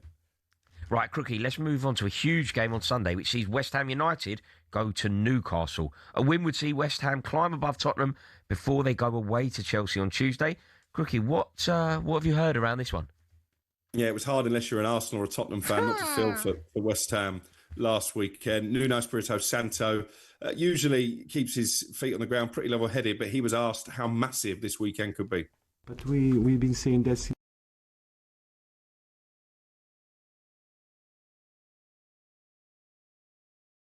the situation is decisive, yes. That will change the approach of the players. I hope not. I hope they stay focused, doing their tasks, try to ignore what's coming around, try to ignore the ifs and the anxiety of different scenarios, focus on what you have, and that is action after action. I believe that this is the best approach for the players and for our team. Yeah, Nuno Espirito Santo trying to remain calm ahead of the trip to Newcastle this weekend. I don't know what you boys think, but I think this is possibly the biggest game in the relegation battle, because if West Ham were to win it, it puts scoreboard pressure on on Tottenham ahead of that game against Chelsea. And Rory, you'll know how much Chelsea fans would like to play a part in sending them into the Championship. And then you've got the situation on the last day of the season where if West Ham need a result, they're up against their former manager, Tottenham are up against their former manager, David Moyes. So he could play a part in keeping West Ham in the league. I think it's a fascinating last week of the season. Yeah, it is absolutely fascinating down at that part of the table, that's for sure. Do you think that West Ham need to win this one to have any chance? Yeah. Do you think this is a must-win game for them? Yeah, I do, because I don't even think a point will be enough. Listen, a point against Arsenal last weekend would have been a great result in isolation, but it probably wouldn't have helped that much in terms of the bigger picture. So I think they've got to go there and win. Newcastle not in great form, but the incentive for them is to at least make sure they try and finish above Sunderland this season. And they don't score enough goals, is my concern for West Ham. I think only 4 teams in the Premier League have scored fewer, so that's a problem. Yeah. And do you think this is a good time to play Newcastle? Yeah, I think it is. There's a lot of pressure from the fans on Eddie Howe. There's a big summer rebuild ahead there. I think he's basically said today that Anthony Gordon is leaving, and then that's pretty much why he's not been picked in recent weeks, or certainly that uncertainty over his future has played a part. And as I say, Newcastle's current run of form, particularly their habit they've got into of throwing away points from winning positions, I think gives West Ham a chance. Yeah, absolutely. Cheers for that, Crookie. Top man, Crookie. Brilliant stuff. Cheers, boys. Top man. Yeah, massive for West Ham. Weekend, for me, for West Ham, it's huge. I think they have to win. I think if they win, they put so much pressure on Tottenham against Chelsea that it's almost unthinkable. But I think if they draw, then no. Can you see this West Ham team off the back of what happened to them against Arsenal going up to St James's Park and getting a victory? No, I can't. But you never know what Newcastle turn up. I mean, Newcastle the last couple of games, beating Brighton 3-1, drawing away at Forest. They have picked up a couple of decent results, but still, for West Ham to go up there at 5:30 when their fans are going to be raucous and get a result, it's tough. No, it doesn't. It doesn't feel good. But let us know your thoughts on that. Any West Ham fans listening, do you think that you can get a result up at St James's Park? Are you going? Are you going up there? It feels like your season could be defined by this fixture. Give us a call, 03717 22 3344. This is Drive on talkSPORT with Darren Bent and Rory Jennings.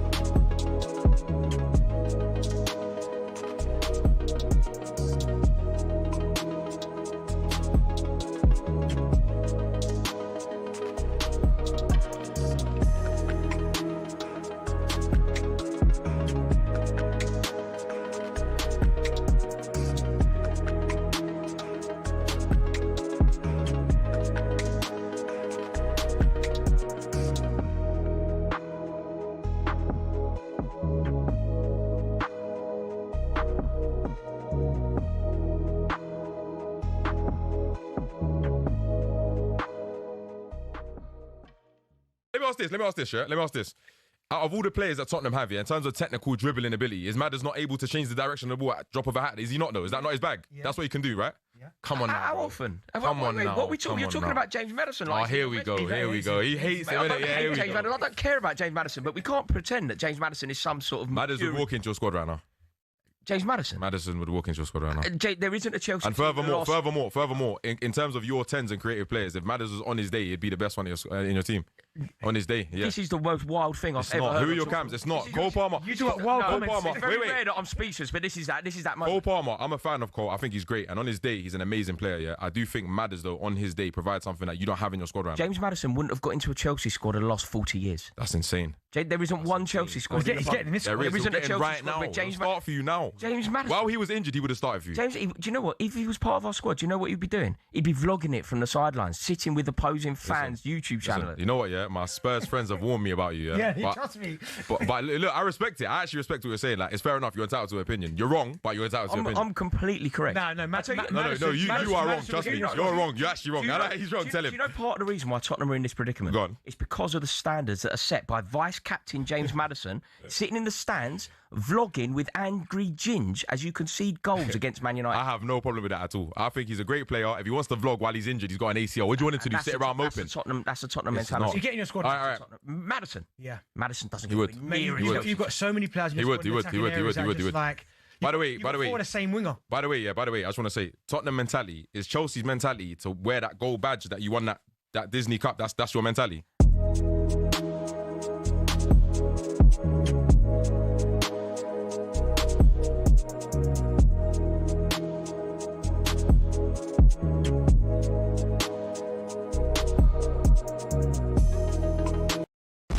Get ready to get that winning feeling with talkSPORT Win, because we're giving one lucky listener the chance to win a massive £25,000. Oh my God. Go Go to talksport.com/win to enter now, and you could win 25 grand in your hand, tax free. Oh, that's incredible. Get that winning feeling, courtesy of TalkSport Win. Thank you very much. Find out how to enter now at talksport.com/win.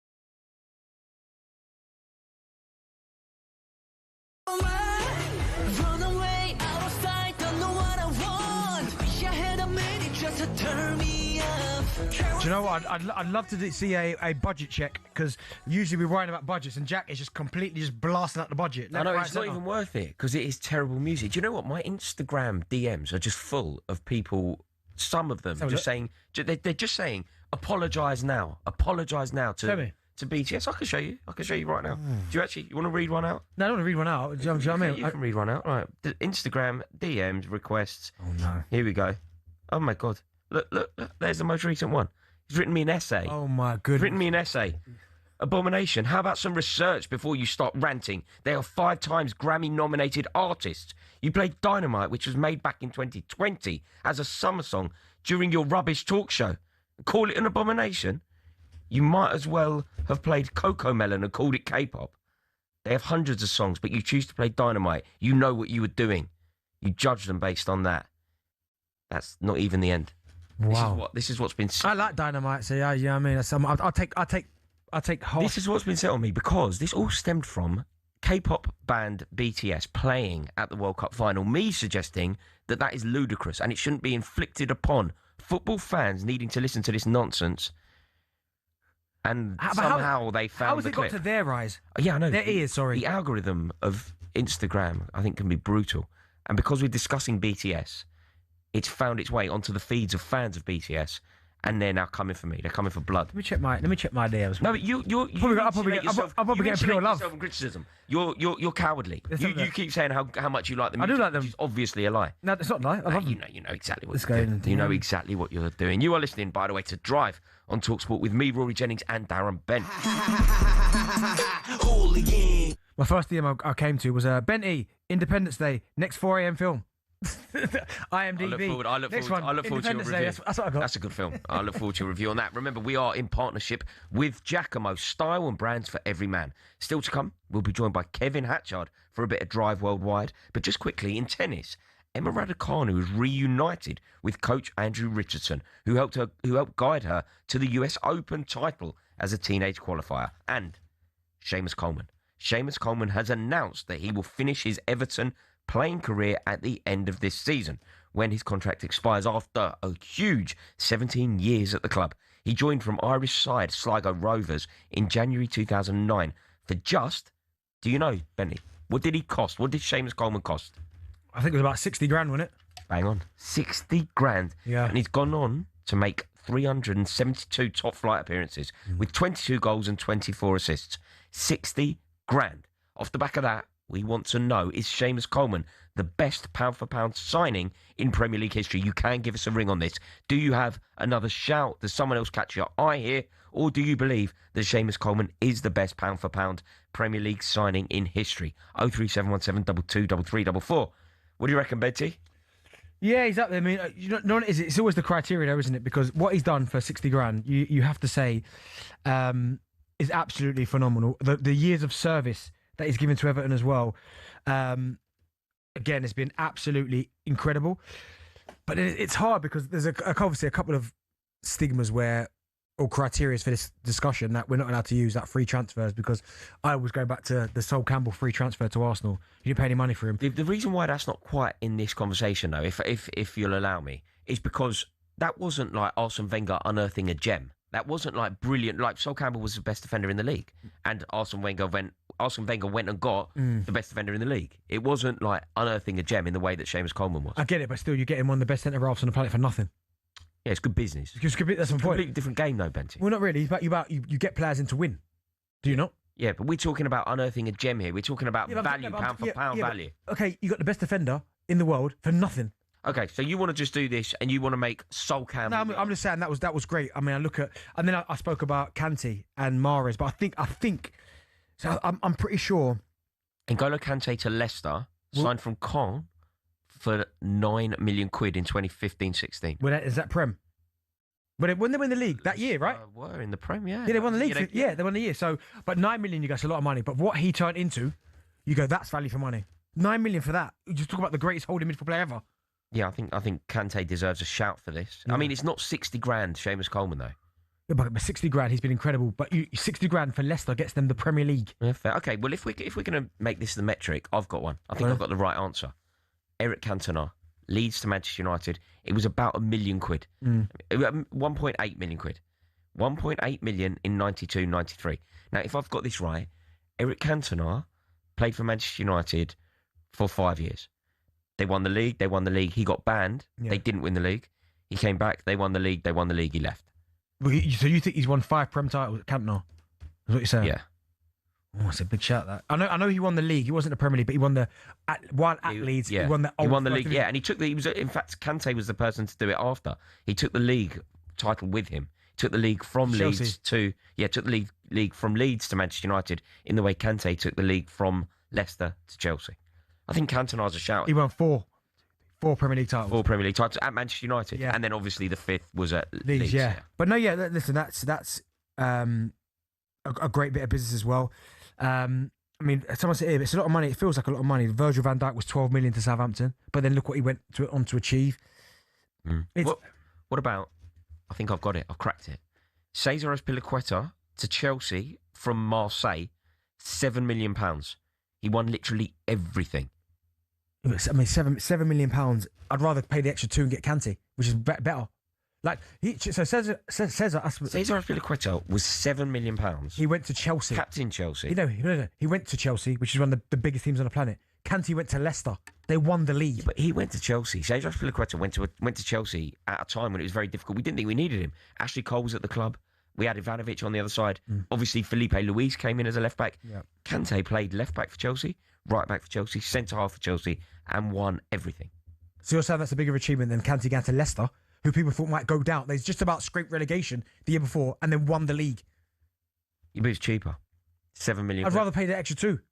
£7 million. No, but you'd rather pay the extra 2 and get Kante. Yeah, but yeah, maybe I'm biased. Maybe I'm biased. No, don't get me wrong. Says what he went on to achieve at Chelsea, like Dave, is incredible. But for Kante to go to Leicester, and he went there and he was playing wide some of the time. But for him to go to Leicester City and they win the Premier League. So do you think Kante, in this conversation, the best value signing in Premier League history? He's in the conversation, yeah. So not Cantona? Yeah, see, a lot of Man United fans, and I get it, because of what he transformed Manchester United into, of course, he would be up there in terms of the money. What about the Arsenal boys? Well, again, a lot of Thierry, is the answer to this just Thierry Henry? Well, no, because I think a lot of people will go to the Anelka sale, because when you talk about value for money, selling Anelka and buying Thierry Henry in a training ground is decent.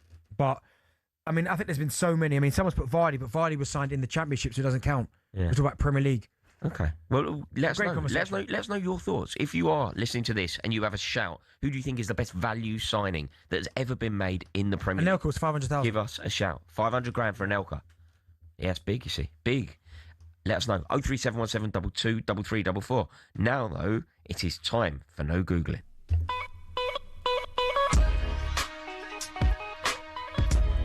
We want to know who currently holds the record for getting the most assists in their first Premier League season. Find out after this.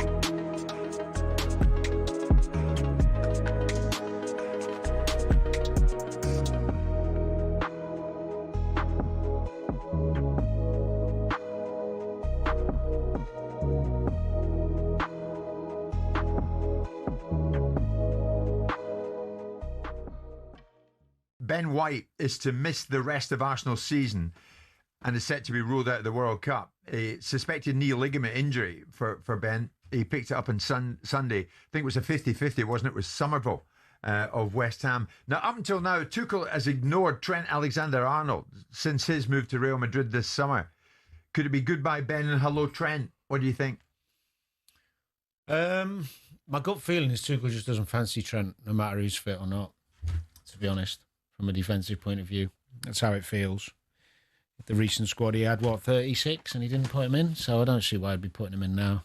You think he's decided he's not going to be featured? Feels that way. Yeah. I might be completely wrong, but no matter what. Yeah, I don't think he'd be going. It's a shame for Ben White because he seems to be in a good books for Tuchel, and he's just started to get his form back a little bit, playing regularly because Timber's injury. He's decent player. Yeah, yeah. And I know Gary Neville had a little criticism of the way he made that tackle. I kind of make him right in a way, but the problem you've got now, because I missed the final once by dangling a leg. Rio come through me hard, Rio Ferdinand, the way it leads it was. And I did my ligaments, missed the final because of it. And I look back on the tackle and think, yeah, I should have gone in full tilt. Problem you've got now with the way the rules are, especially with the follow-through rule, even if you go in full tilt and you do get the ball, but you catch someone on the way through, and you get a red card. Yeah, it actually encourages you to be a bit more tentative. So what is it when you're going in fairly committed, but don't end up truly committed? Yeah. I mean, Gary Neville said Ben White just hangs his leg there. It's poor. He's got to be stronger than that. He's hurt himself there. Yeah, and that's my point. He says you're asking for trouble by doing that. Yeah, he's right.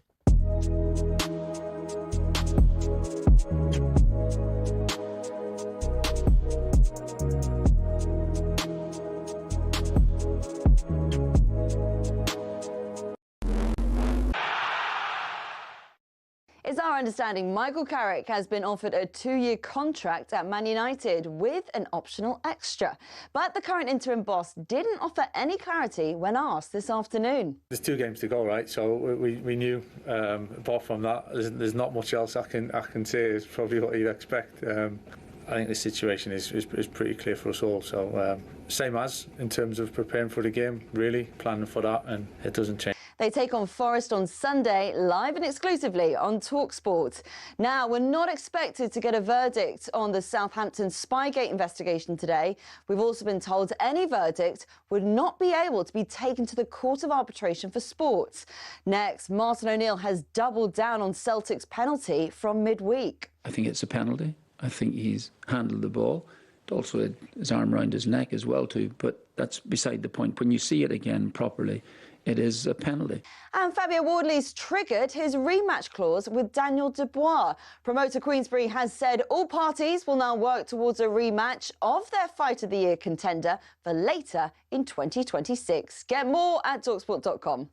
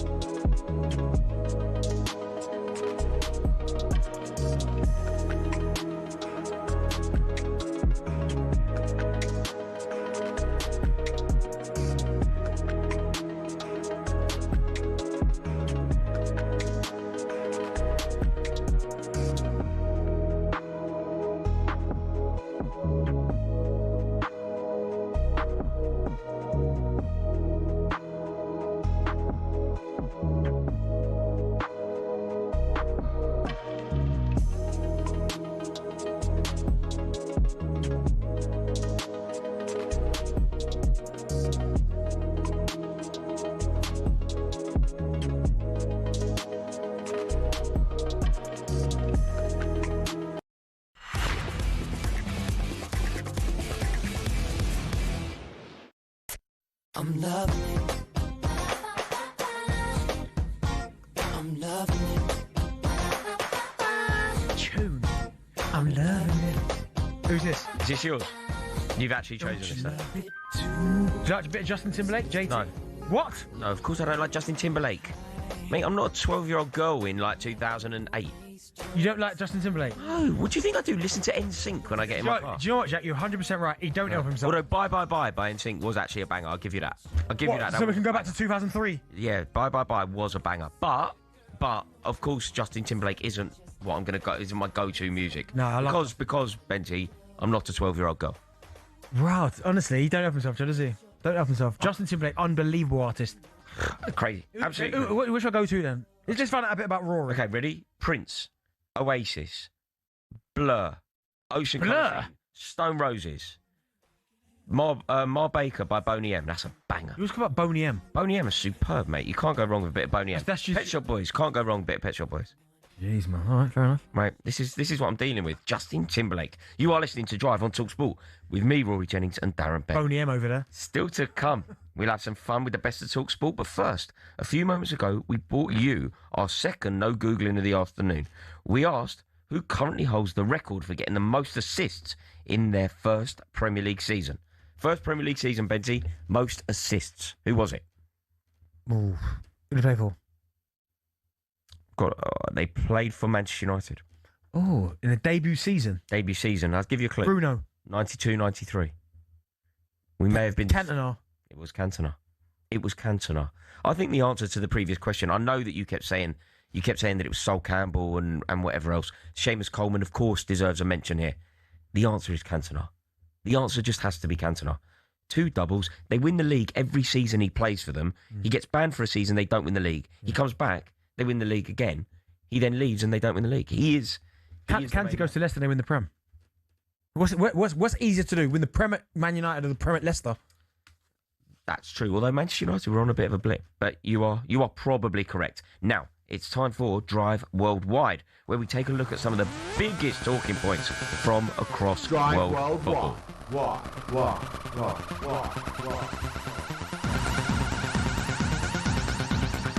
Right, joining us now is European football expert Kevin Hatchard. Evening, Kevin. How are we, chaps? We well? There it is. There it is. All right, Kev.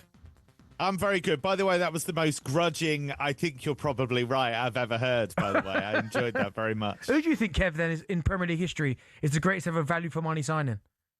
I mean, Conte's got to be right up there, right? I mean, if you... sorry. If Kevin Hatchard, if the great Kevin Hatchard says that the answer is N'Golo Kante, now I think the answer is N'Golo Kante. When Darren Bent said the answer is N'Golo Kante, I wasn't 100% sure. Argument. I totally take the Cantona argument, but I mean, it's the scale of the achievement, right? Yeah. And he powered that achievement from midfield. I mean, just an extraordinary achievement, really, But yeah, good debate. Yeah, and I'm with Benty, I'm afraid, on JT. I'm with Benty. Oh, really? Do you know what? If Kevin Hatchard if you like Justin Timberlake, Kevin, I like Justin Timberlake. Been to see the great man live back in the day. Really? I tell you what, I intend to do. I'm going to hitch my wagon to the winner, and that is Kevin Hatchard. Kev, we need to talk about Kylian Mbappe. This saga at Real Madrid is fascinating.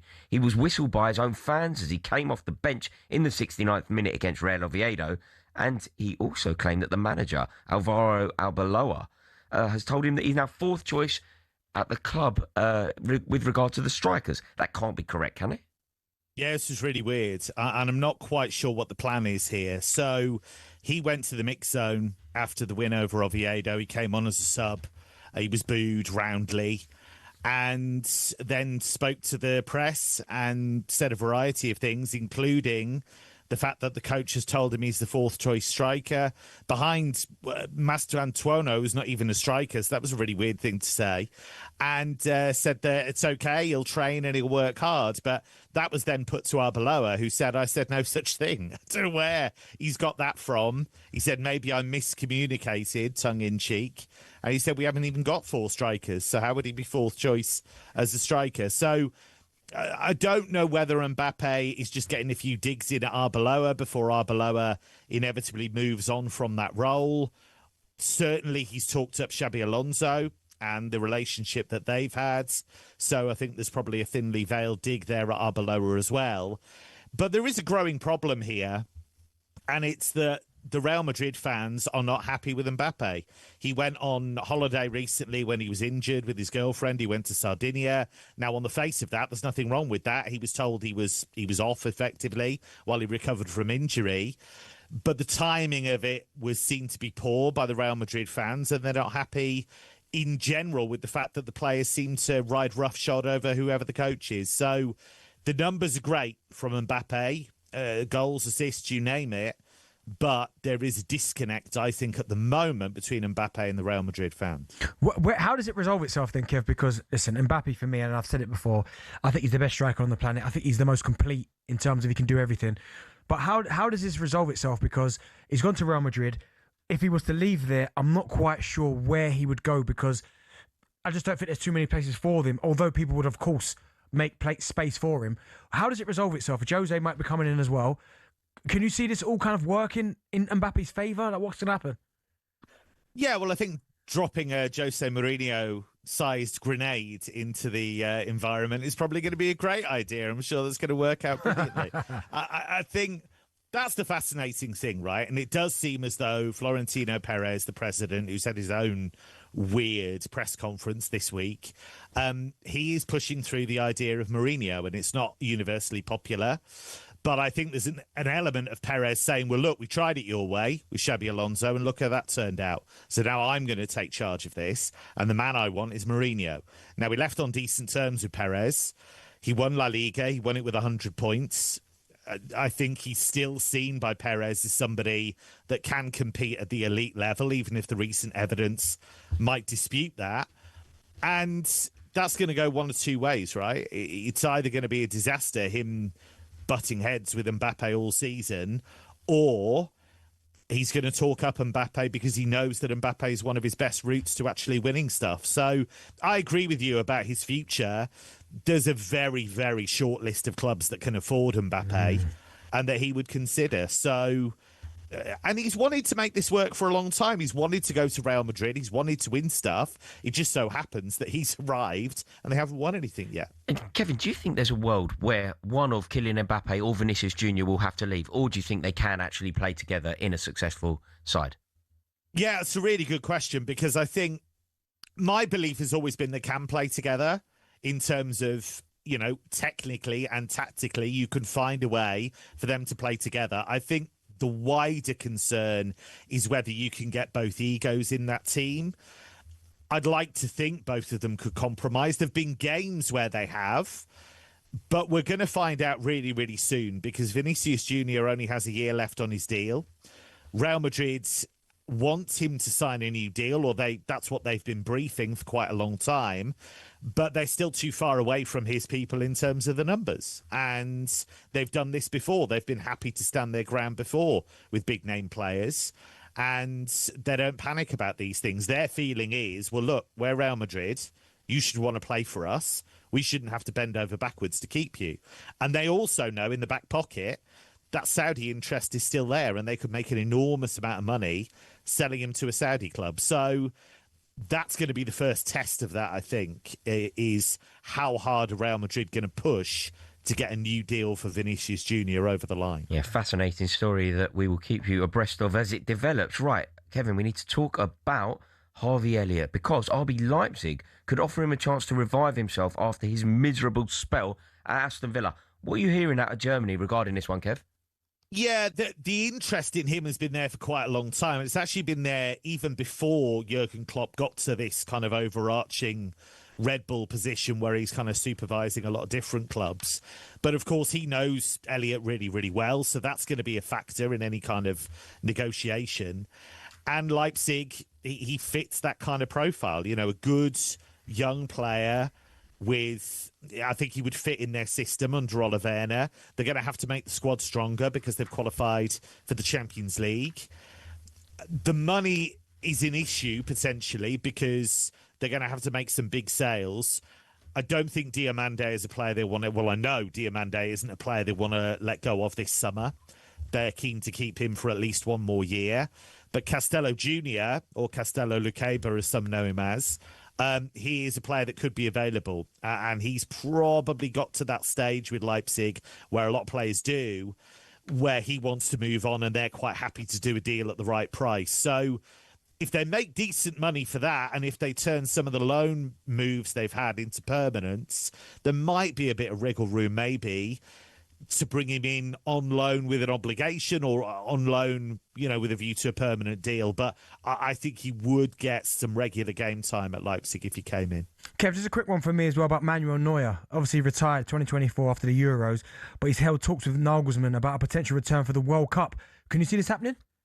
See, where this has all come from is that Neuer is reportedly on the 55-man provisional list. He's one of 5 goalkeepers. Now, Neuer has played this down for ages. Every time he's asked, no, I've made my decision, but it is a World Cup. And what he knows is he would be first choice. I feel a bit for Oliver Baumann, who has been the number 1 for quite some time, because it would have been Marc-Andre ter Stegen, but he's injured, and he hasn't been playing for Barcelona, and then he went to Girona and got injured anyway. So it would be Oliver Baumann who had the gloves, but if you have the chance to bring Neuer in, there aren't many coaches that would turn that down. The little subtext here that's really interesting is that Neuer and Nagelsmann had a massive falling out at Bayern over the fact that Nagelsmann moved on the goalkeeping coach, Toni Tabalovic, and Neuer is very, very close to Tabalovic. So there's a bit of a simmering feud there. Can they bury the hatchet? That's the question. Right, Kev, we're just going to finish up in France. Paris Saint-Germain were crowned Ligue 1 champions for a 5th straight year after a 2-0 win against Lens earlier this week. This is the bare minimum for Paris Saint-Germain, really, isn't it? It's all about the Champions League. Yeah, that's true, but you've still got to do it. And Lens actually put up really surprising resistance this season.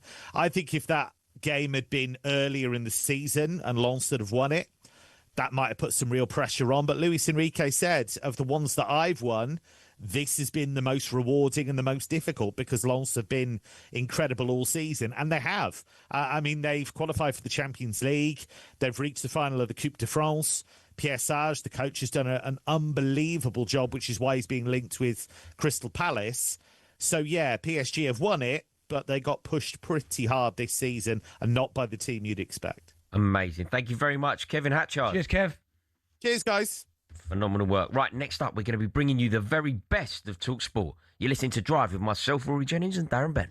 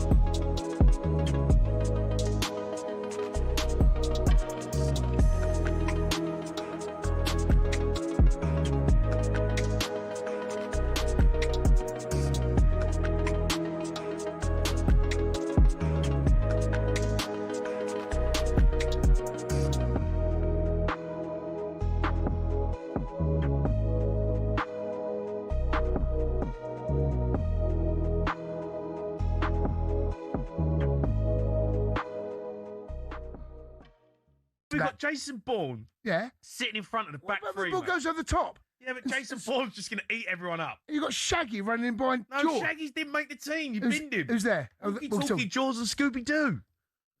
Okay. All right, fine, okay. All right, here we go, boys. Well done, everyone. This is a good team. Our Spy Sports Bar 11.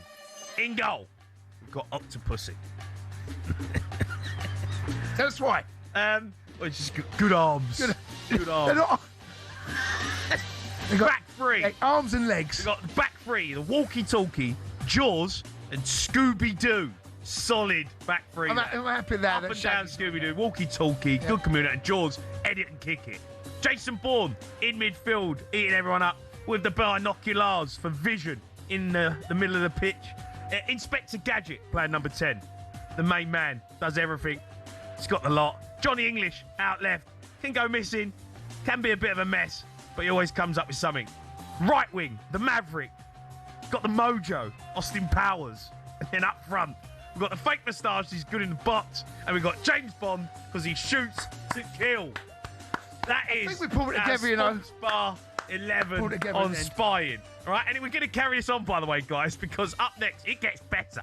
We are joined by former British military intelligence officer Philip Ingram to tell us where it all went wrong for Southampton and Spygate.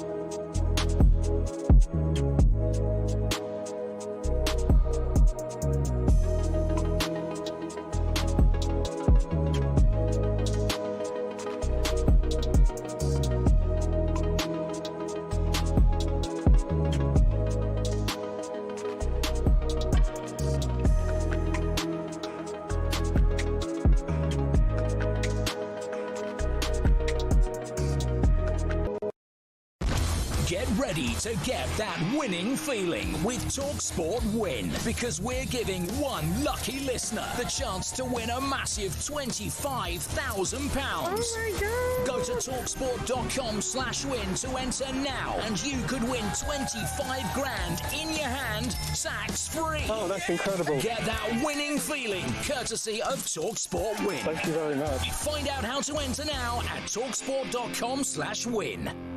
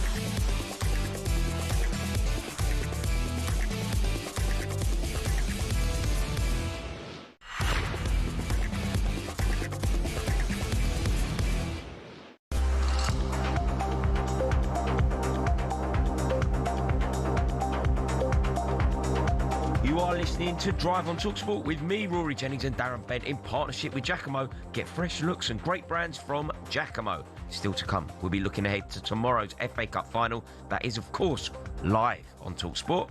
But just quickly, do you fancy 25 grand in your hand, completely tax-free?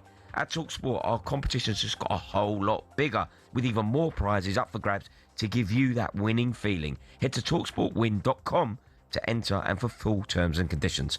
Now, though, it's time to get an update from the PGA Championship with talkSPORT's Gabby Partington. Thanks, guys. Yes, that's now 3 bogeys in a row for Alex Smalley, and for the first time today, falls out of the lead. So it's now a 5-way tie at the top at 3 under par, which still includes Hideki Matsuyama, who's in the clubhouse after a brilliant 67. Also with a share of the lead, Aldrich Potheater, the 21-year-old debutant and one of the longest hitters on tour. And he sits alongside 3 others in a tightly packed leaderboard at the very top, as I mentioned. Now, Englishman Dan Brown is also making his PGA Championship debut, 1 shot off the lead, and gets underway in around 30 minutes' time. Scotty Scheffler's clawed his way back too, just 1 off the pace at 2 under as well. But further down the board, the cut line is still hovering around 2 over par, leaving work to do for some big names.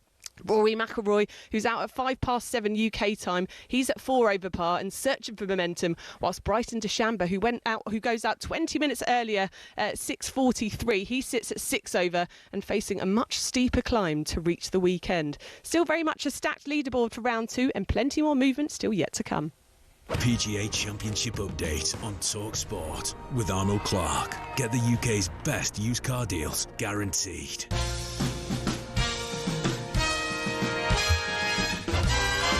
This is the best of talkSPORT and Friends, where we run you through some of the recent highlight moments from across talkSPORT and our sister stations. We're going to kick things off with last night's kickoff.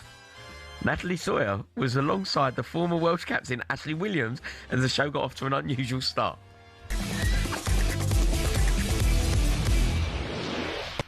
All right, fans, here we go with the main event of the evening. Do not adjust your ears. It's not the sports part, but they'll be coming up a bit later on. A very good evening to you. This is Kickoff on talkSPORT. I'm Natalie Sawyer. If you could choose a new opener for drive time, what would it be? Do you know what? Andy came up when we first got given drive together. Andy came up with a nice jingle. I can't quite remember where it was, but I liked it, and obviously got taken away from us relatively quickly. But if I had to choose someone from, what about one song? Any song to open drive every single day. What would you choose? So Sports Bar have gone Oasis. Darren Bent for drive has gone. He's gone. Michael Jackson, Thriller. Fair. Kick-off, of course, returns straight after us this evening, and we've got live football to look forward to as Aston Villa take on Liverpool in the Premier League. Sticking with the actual sports buy is Jason Cundy's response to Rory saying he's just betrayed his genes. Billy Big Licks. He is, right? mate, Billy yeah. Big Spuds on Might need to drive. put him back in his spot. He's only talking of spots, Rory. Yeah. So I did have You mine. call him Rory a spot? Well, he's got a bald spot at the back, right? Has he? Rory, I don't know what you're doing. Why have you done this to me? I've had my hair done, right? Went to Harley Street. Doesn't look like it's taken, mate. No, so here's the deal. Right, there's a few question marks knocking about talkSPORT Towers. Right, here's the deal, right? When you have a hair transplant, it's not like having a boob job, right? What do you mean? I've not had a boob job. No jokes. I definitely haven't. You might have done, but I've definitely. This is so unjust. This is your fault, Benny. Why? Because I didn't bring up Jason Cundy. I just spoke about the betrayal to his fellow bald man. Oh, and that's fair. If you do get a hair transplant, you're clearly trying to pull the wool over people's eyes, aren't you? You're clearly being slightly deceitful because you're trying to pretend It's something else. it's something else. All right, if you had to get some work done, what would it be? Probably get my bald spots looked at. Make sure you get your calls into the Sports Bar Weekend. It returns tonight at 10. Majestic will be alongside Carlton Cole. That's you, Geezer. Right, and let's finish with this morning's breakfast show. Gabby Bonner-Hall was alongside Andy Goldstein, who managed to find the match report from Gabby's old FA Youth Cup final. This is true, by the way. Villa started the stronger of the two teams, created the best of the early chances. Luke Moore played in Villa's FA Youth Cup final victory over Everton 2 years ago and recently made his debut for the first team. The muscular forward made his presence felt alongside Gabriel Agbonlahor, who thumped the volley wastefully over the bar in the 13th minute. It's on the inches, mate. What do you reckon, Benty? If I got hold of your old school report, how would it read? Yeah, do you know what I mean? Tries very hard, maybe concentration, maybe lets him down a little bit, but very good. Fair enough. Now, Weekend Breakfast returns at 6 a.m. tomorrow with Shabana Hearn and Big Tony Cascarino. Of course, you can find all of our shows on the talkSPORT app, and you can swipe between talkSPORT and talkSPORT 2 and all of our sister stations so that you never miss a moment. Next up, we're building up to the FA Cup final right here on Drive with myself, Rory Jennings, and Darren Bent.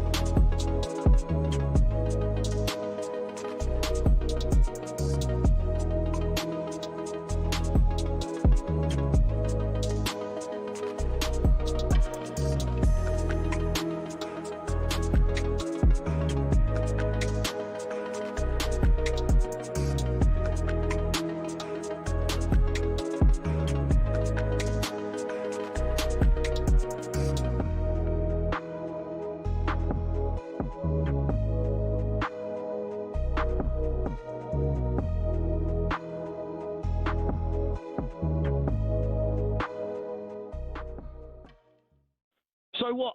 We don't listen. Middlesbrough went 1-0 up, Jamie. Yeah, he's right. Right, they played brilliant. The first half, we scored an equaliser, right, and that done it. That put it to bed because the second half we come out flying, mate. Middlesbrough had nothing. They were leggy. They were gone. I think the rule is if you're going to Great call. don't get caught. What? What's that? The rule is you're going to cheat. Is that your analysis of? I think Spygate. I think well, if you're going to cheat, don't get caught. Well, I think if you cheat, no, rule number one, don't get caught. Can't get caught cheating, mate. Can you? You can't say that, mate. Well, you can. You can't. You can't. I don't think it's cheating. What do you mean? Just don't get caught. What do you mean? It's cheating. It's not cheating. It is a form of cheating. It's not a form of cheating, but if you are cheating, don't get caught. Is texting another woman cheating? What are you saying to her? Well, you tell me what I'm saying, I'll tell you it's cheating. We're just having a little chat. We're having a, No, it's not cheating. We're having a little chat. You know, be a bit flirty. Well, okay, what am I saying? You give me the context of the text, and I'll tell you it's cheating. Say, I see you at the bar the other day. I got your number, and I thought I'd give you a message. I thought you look really pretty. That's not cheating in my book. You're a disgrace. You're a disgrace. Oh, that's not cheating, is it? What do you mean? It's a form of cheating. It's not. It is. No, it's not. It's fine. You can't get away with that. No, I think no. You wouldn't. You can't get no, away but here's with the thing. I ain't got caught. Delete the text. Delete the text. Delete the text.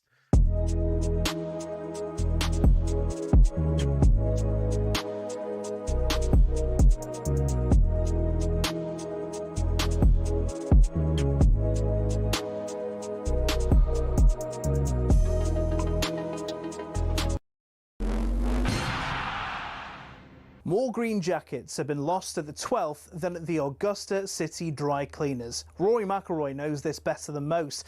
But what is Amen Corner and why is it so iconic?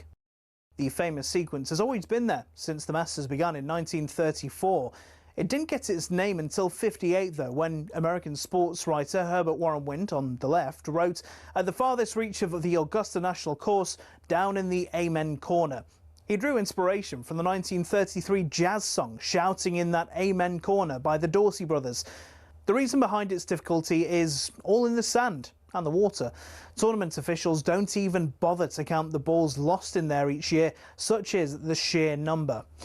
The 11th, named White Dogwood, is a downhill 520-yard par 4 with a pond to the left of the green and a bunker to the right. Both cause a lot of trouble each year. The 12th, Golden Bell, is perhaps the most famous hole in the world, with danger everywhere. Many aim for the flag, but look, get it even slightly wrong, and you're in the azaleas at the back, or the bunkers at the front, or even worse, Rays Creek. Or you can play it safe and aim for the open green on the left. You chicken.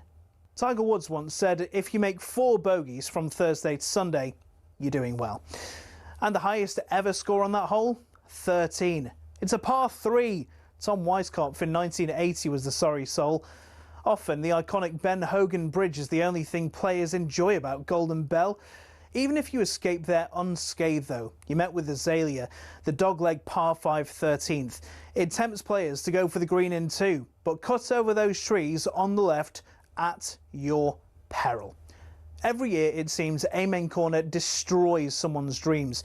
Rory McIlroy dropped 3 shots through here as his round unravelled in 2011. In 2016, a year after navigating Amen Corner expertly, Jordan Spieth shot a quadruple bogey on the 12th to throw away his green jacket. I mean, it sounds like my game, to be honest. So who'll be the next to be brought to their knees, praying for mercy after Amen Corner?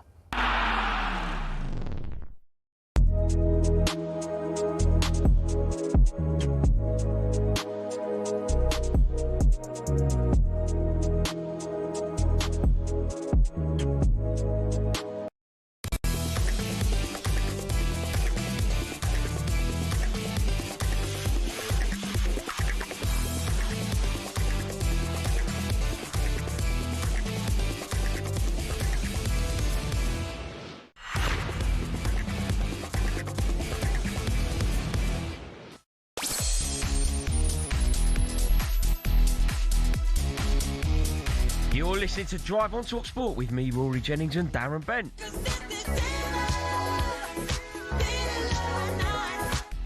Still to come, we'll bring you the latest edition of Raw and Order, but now at 7:15 over on talkSPORT 2, you can hear the second leg of the League 2 playoff semi-final between Salford and Grimsby. The team news is in for that one, and Ian Danta has all the details. Thank you, Roy. Good evening. Welcome to the Peninsula Stadium, where Salford City hold a 2-1 advantage over the Mariners going in to this second leg that kicks off at 7:15. And given that they are 2-1 up, it's no great surprise that Carl Robertson has elected to name the same 11 that took to the field at Blundell Park on Sunday. But David Artell makes 3 changes to the Grimsby lineup, slightly more attacking looking. All the changes of the 3 come in their midfield in their 4-1-4-1 formation. Walker, Vernon and Burns come in for Kabia, Odwar and Amaluzor. So Young in goal for Salford, Minoga, Oluwo, Cooper and Garbett at the back, Cisse, Osterfield and Butcher in midfield, Graydon, Udo and Amai in attack. For Grimsby, Smith is the keeper, Rogers, Kachuri, McJanet and Staunton are the back 4, Turi holds in midfield, and then Walker, Green, Vernon and Burns behind Cook in attack. It's live on talkSPORT 2 from 7 p.m. with kick-off at 7:15 at the Peninsula Stadium. It is Salford City against Grimsby Town. Thank you very much there, Ian Danter. Now it's time to look ahead to the FA Cup final in partnership with McDonald's. FA Cup update on talkSPORT with McDonald's. Got big McDonald's hunger? Order delivery on the McDonald's app today. From 11 a.m, 18 plus, fees apply to delivery orders, subject to availability, price may vary.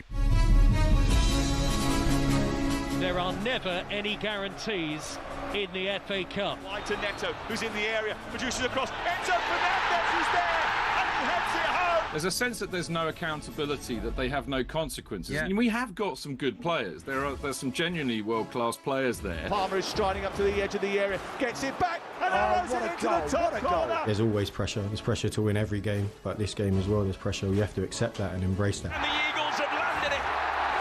Crystal Palace win the FA Cup. Every year we were there. Even last season we were in the, the final FA Cup. Gonzalez again. Oh, one of the great Wembley semi-final goals. You can win or lose, but at the end when you arrive at the last stage, just being there, fighting for the title, trying to find the club. The first side in the rich history of this competition ever to make it through to 4 successive finals. Yes, that's right. Chelsea interim boss Callum McFarlane takes his side to Wembley tomorrow to face Manchester City in the FA Cup final. It is going to be glorious. City could, of course, still win the domestic treble. Meanwhile, this could be Chelsea's only route into Europe for next season. You can hear the game live right here on talkSPORT. Kickoff is at 3 p.m. with build-up starting at the Box Park on Wembley Way from 10 a.m. Let's hear from City boss Pep Guardiola speaking ahead of this one, and he said that they'll have to be at their very best tomorrow. The message is how we have to move, run, play against Chelsea to beat them. This is the message. The message is a FA Cup final Wembley with 2 prestigious clubs, with our fans that they make an effort, an incredible effort to come down to the London, but today is not cheap, and go to support us and try to perform as best as possible to win. And always is a game plan as you have to do.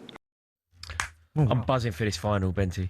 I really am. You're going, right? I'm going. Yeah, absolutely. I'm going. And I'm feeling quite good about it, which is a very rare feeling for me now, going to cup finals like Chelsea. Obviously, haven't got a positive record at Wembley of late.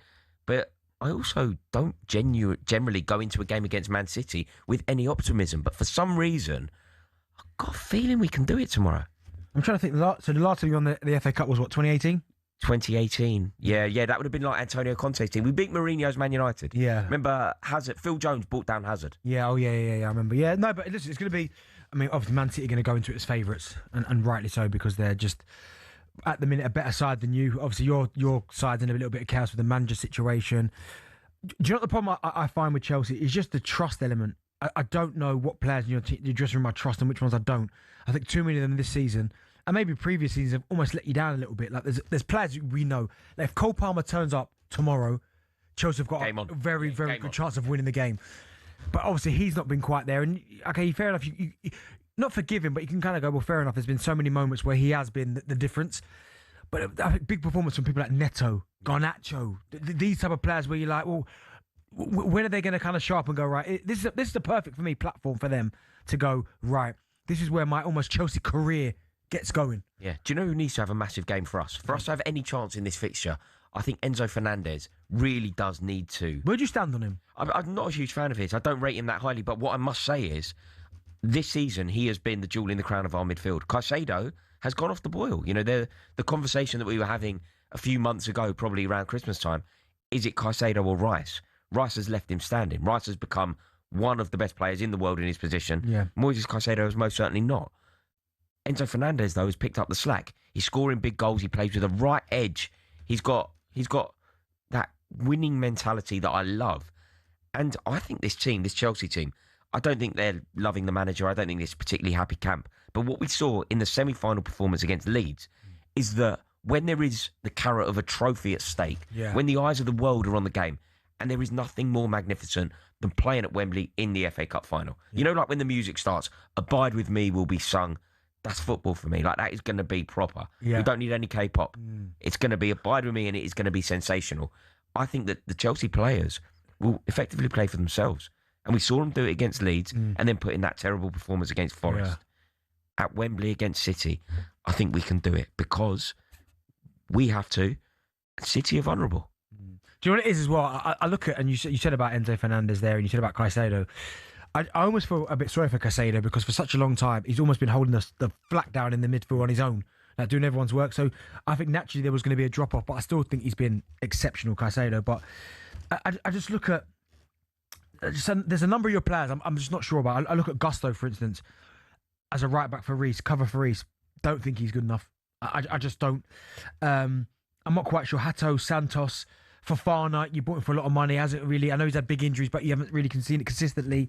I really like your midfield three when it's Caicedo, Lavia, Palmer. Yeah, which is so rare. That's the problem you've got. I think so rare. When you've watched it on paper, you go Lavia, like it. Yeah. Caicedo, yep. Palmer, I like it. I look at that and go, that if all three of those are at the levels that you'd expect them to be, that midfield takes unbeaten, by the way, in terms of they can go against anyone. I agree. We just haven't seen that. No, we haven't seen it enough. I think Romeo Lavia is an excellent player and quite a good signing. He just can't keep fit. No, he just cannot keep fit. If he could, I think that he would be a starter for us, no doubt. But he just cannot keep fit. No. But against Manchester City, we just have to hope that we get it right and hope that they sort of shoot themselves in the foot a bit. Like I rate Mark Gahey incredibly highly. Yeah. Right, I think he's a brilliant player, England's best centre half, and I really hope that he plays brilliantly for England at the World Cup.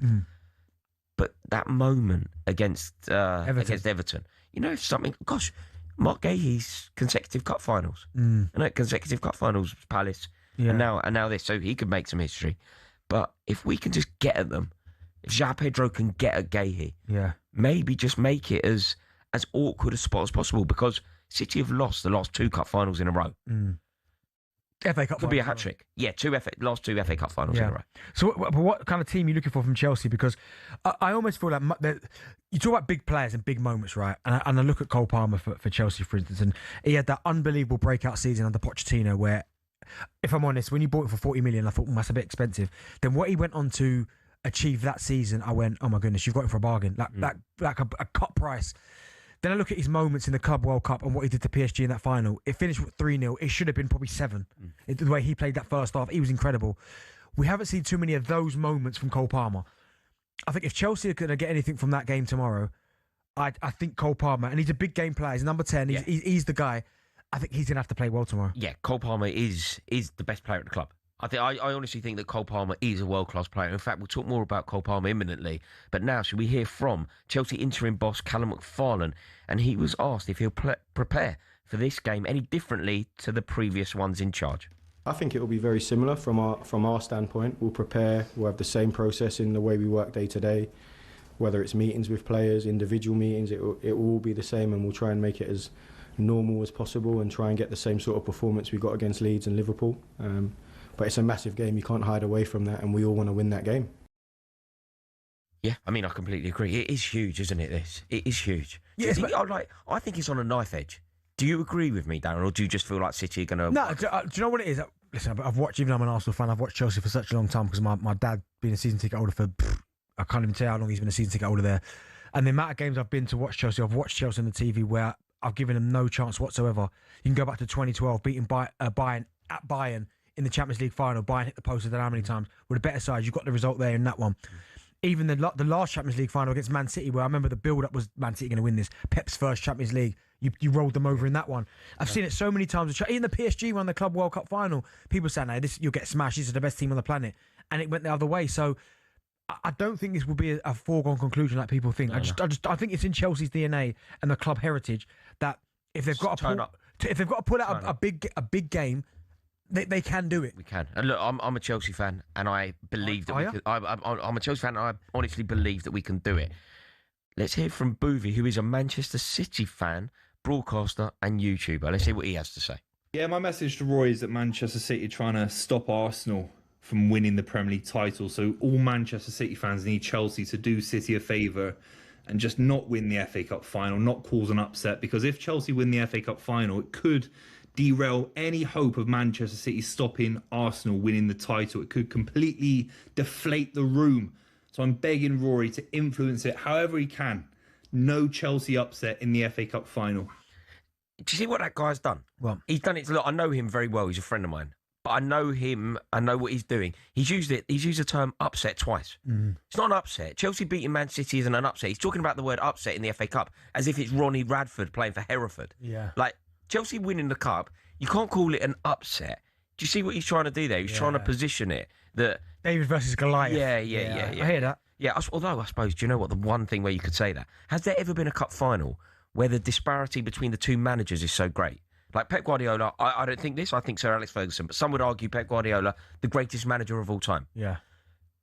In terms of an FA Cup final, going up against Callum McFarlane, who fairly recently was managing Croydon. Like, there has never been a greater disparity. That's the biggest upset. If Callum McFarlane, that's the biggest upset if McFarlane beats Pep. Yeah, that could be the upset. Yeah. It's going to be fascinating. I cannot wait for it. I'm going, and I will be singing Abide With Me at the top of my lungs. There will be no BTS, thank God. That was all thanks to McDonald's. FA Cup update on talkSPORT with McDonald's. Got big McDonald's hunger? Order delivery on the McDonald's app today. From 11 a.m, 18 plus, fees apply to delivery orders, subject to availability, price may vary.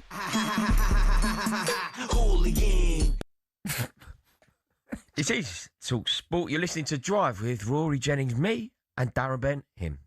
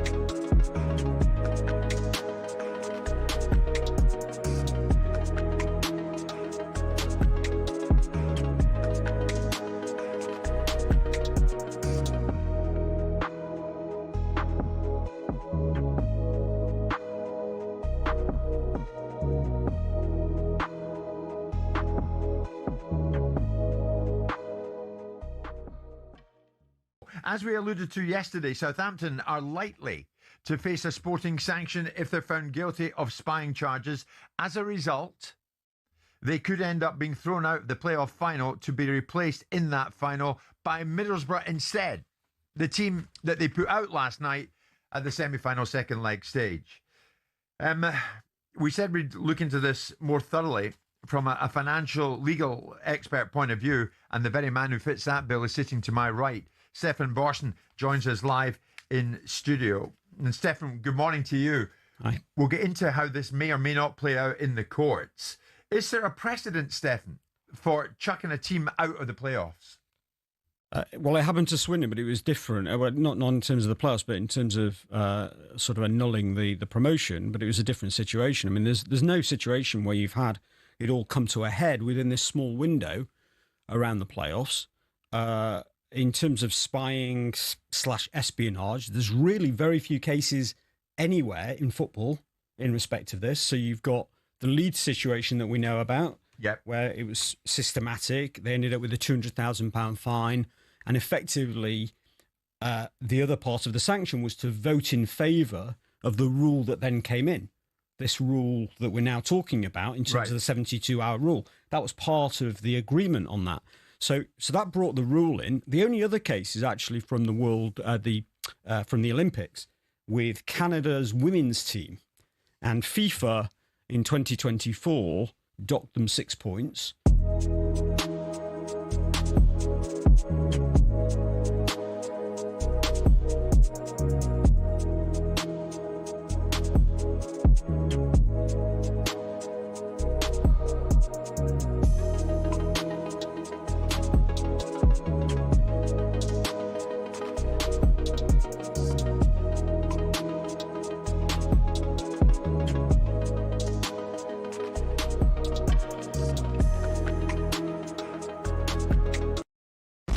Get ready to get that winning feeling with talkSPORT Win, because we're giving one lucky listener the chance to win a massive £25,000. Oh my God. Go to talksport.com/win to enter now, and you could win 25 grand in your hand, tax free. Oh, that's incredible. Get that winning feeling courtesy of talkSPORT Win. Thank you very much. Find out how to enter now at talksport.com/win.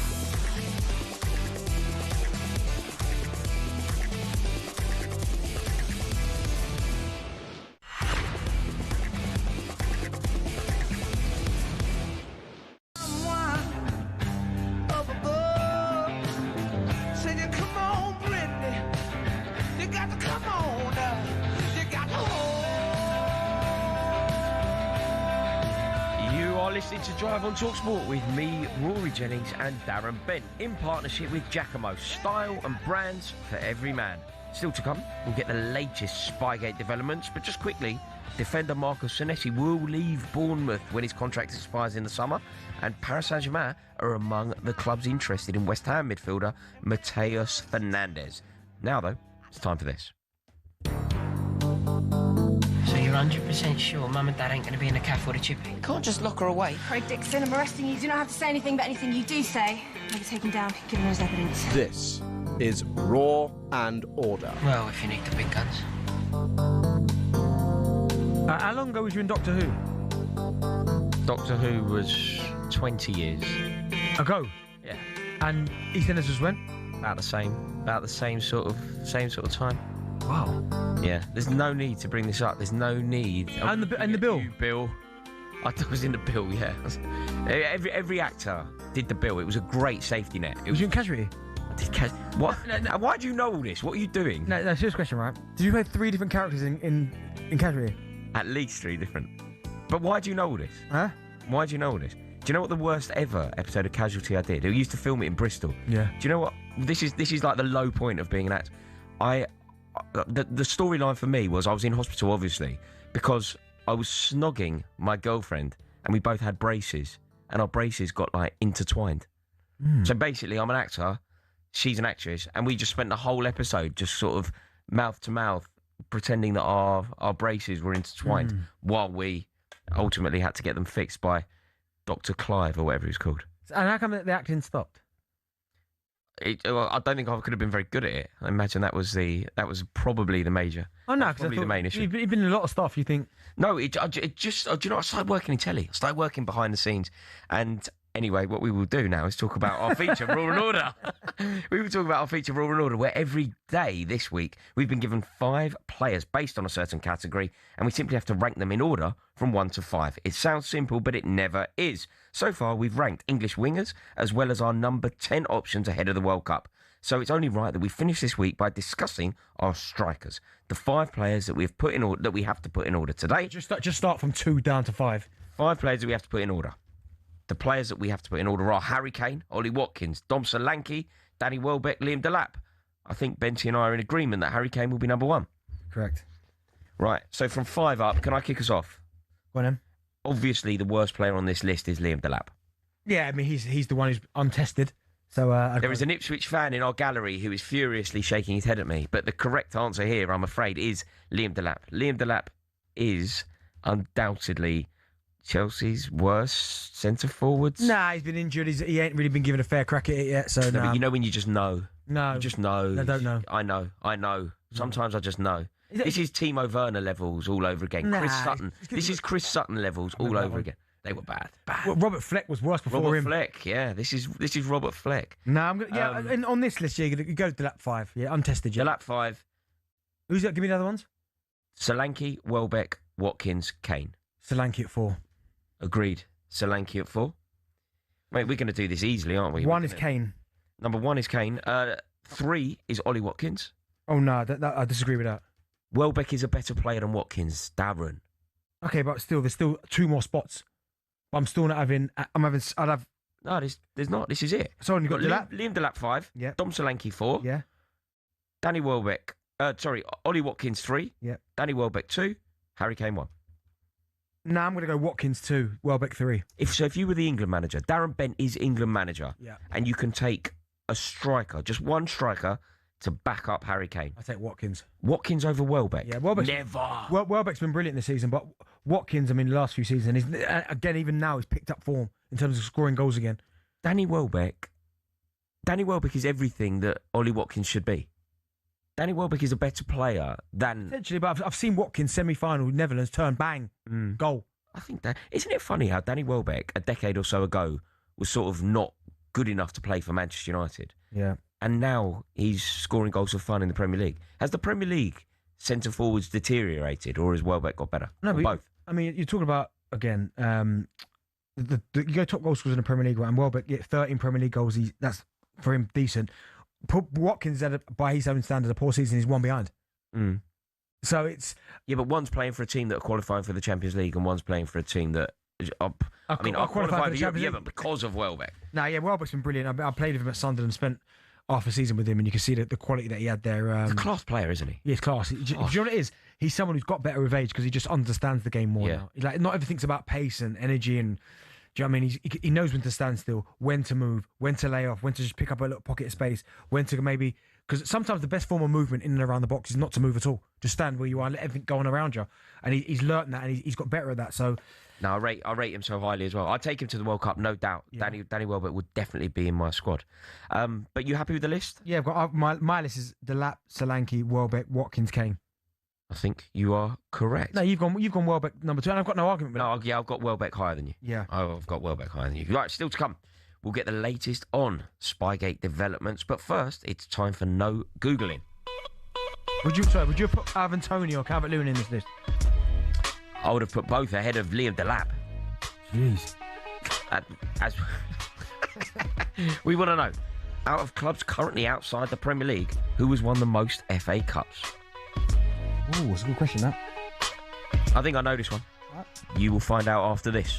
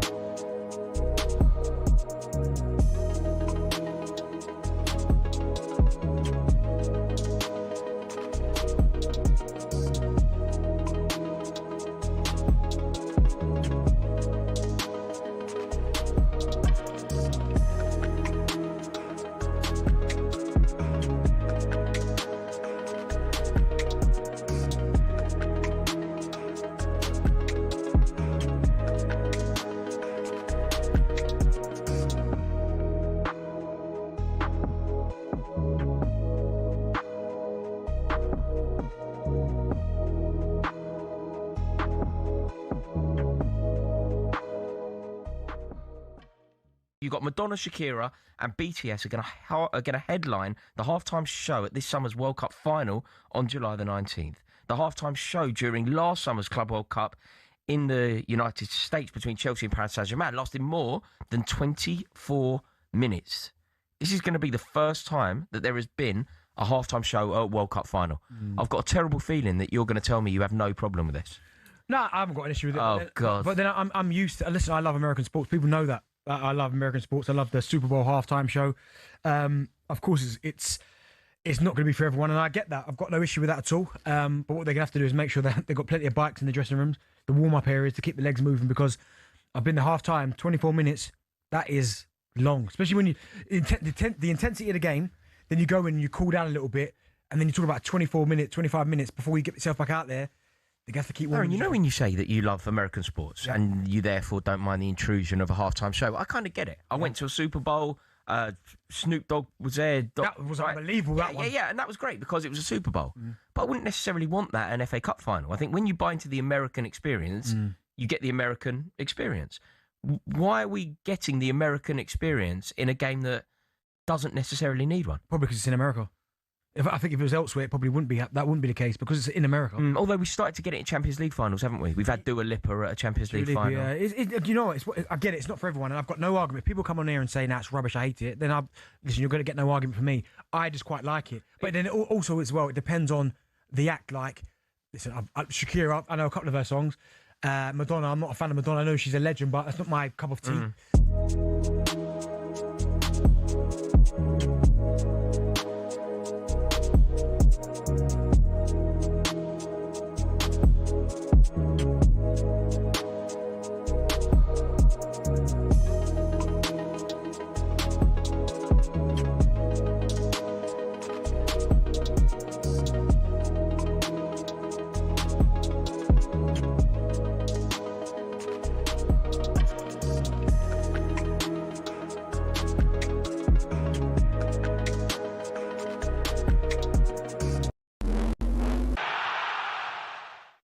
It's our understanding Michael Carrick has been offered a 2-year contract at Man United with an optional extra.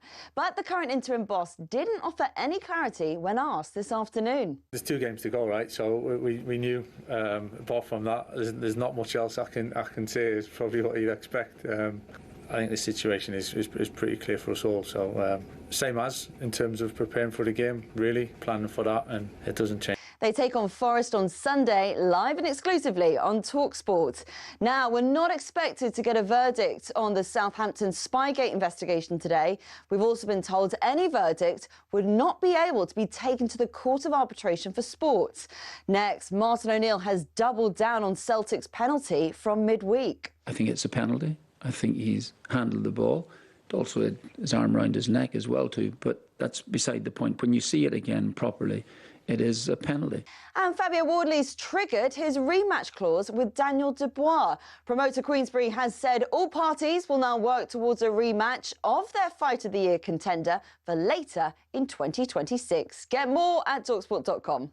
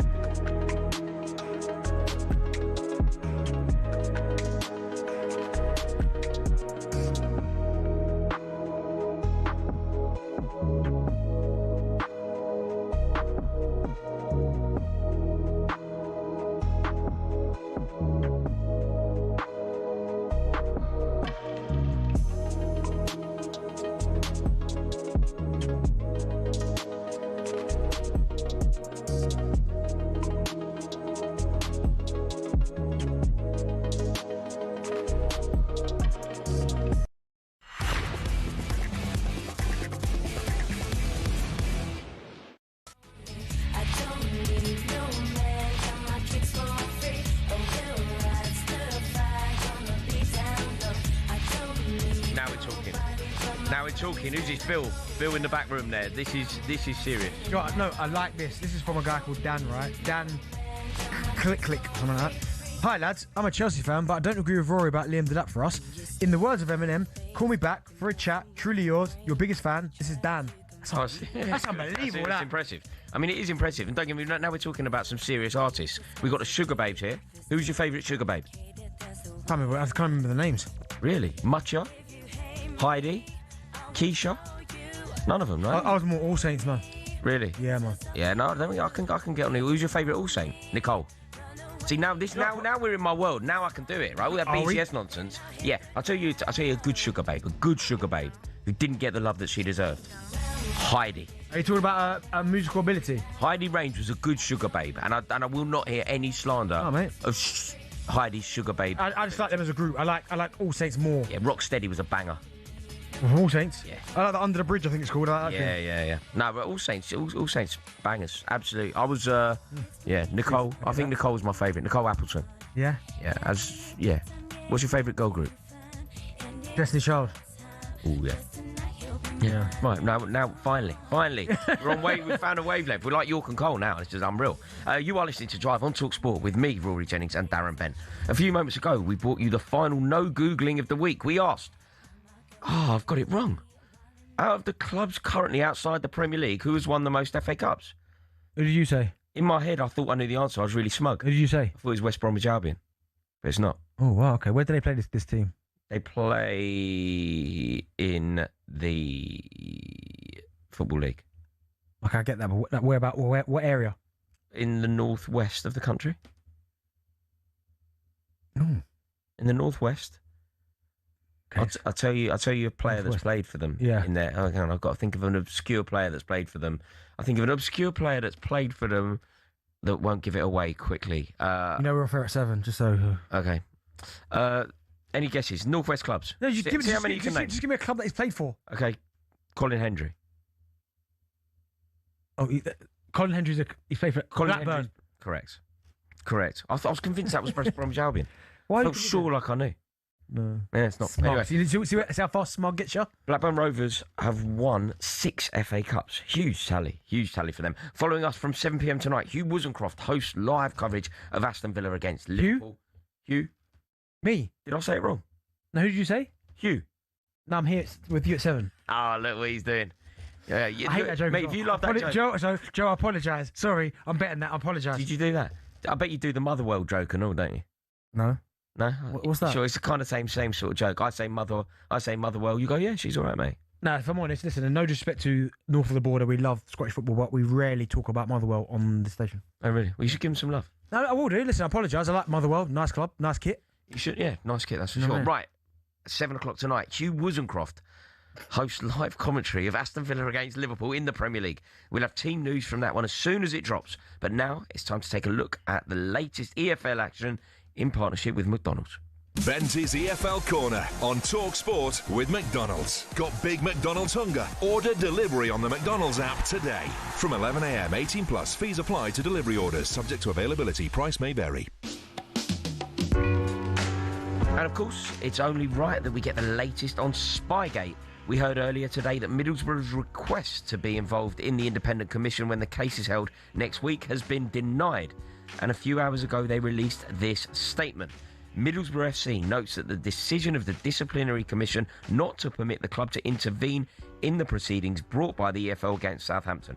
The club regrets that outcome, given we are directly affected by the matter under consideration and hold relevant factual evidence as to the events in question and their competitive impact. It then goes on to say, the only appropriate response is a sporting sanction, which would prevent Southampton Football Club from participating in the EFL Championship playoff. It does surprise me that they're not allowed to be in there. So Middlesbrough want them kicked out? Yeah, well... They've explicitly said it that they want them kicked out. Understandably, because they're bereaved, aren't they? They're going to say that, they beat us in the semi-finals of the playoff. They've cheated. However much of an impact it had, whether it be 1%, 0.5%, whatever it may be. What Middlesbrough are saying, and it's factual, is that they've cheated. They've gained an advantage that shouldn't have been there. So for that reason, they don't deserve to go any further than they've gone. So, do you think Borough should have been allowed to be involved in the hearing? Yeah, they should have been in there. It directly affects them. Do you know what I mean? So I think they should have been able to maybe.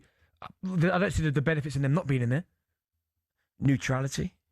It means that the evidence can be weighed up without any kind of impact from Middlesbrough. I get that, but still, I'd need to be in there to find out what exactly is being said. And when they come to the conclusion, I need to know how they got to that conclusion. So someone, I think, from Middlesbrough should have been in there. Yeah. It is also interesting that they say that they have evidence that could be useful. So they're not going to be in there, but perhaps they should be. Right, let's hear from talkSPORT's EFL expert, Ian Danter, who joined the breakfast show this morning, and he discussed the possibility of the playoff final having to be rescheduled. I mean, let's hope for the sake of there's no more mucking about, that we get a decision one way or the other as quickly as possible, so everybody's in the know as to what's happening.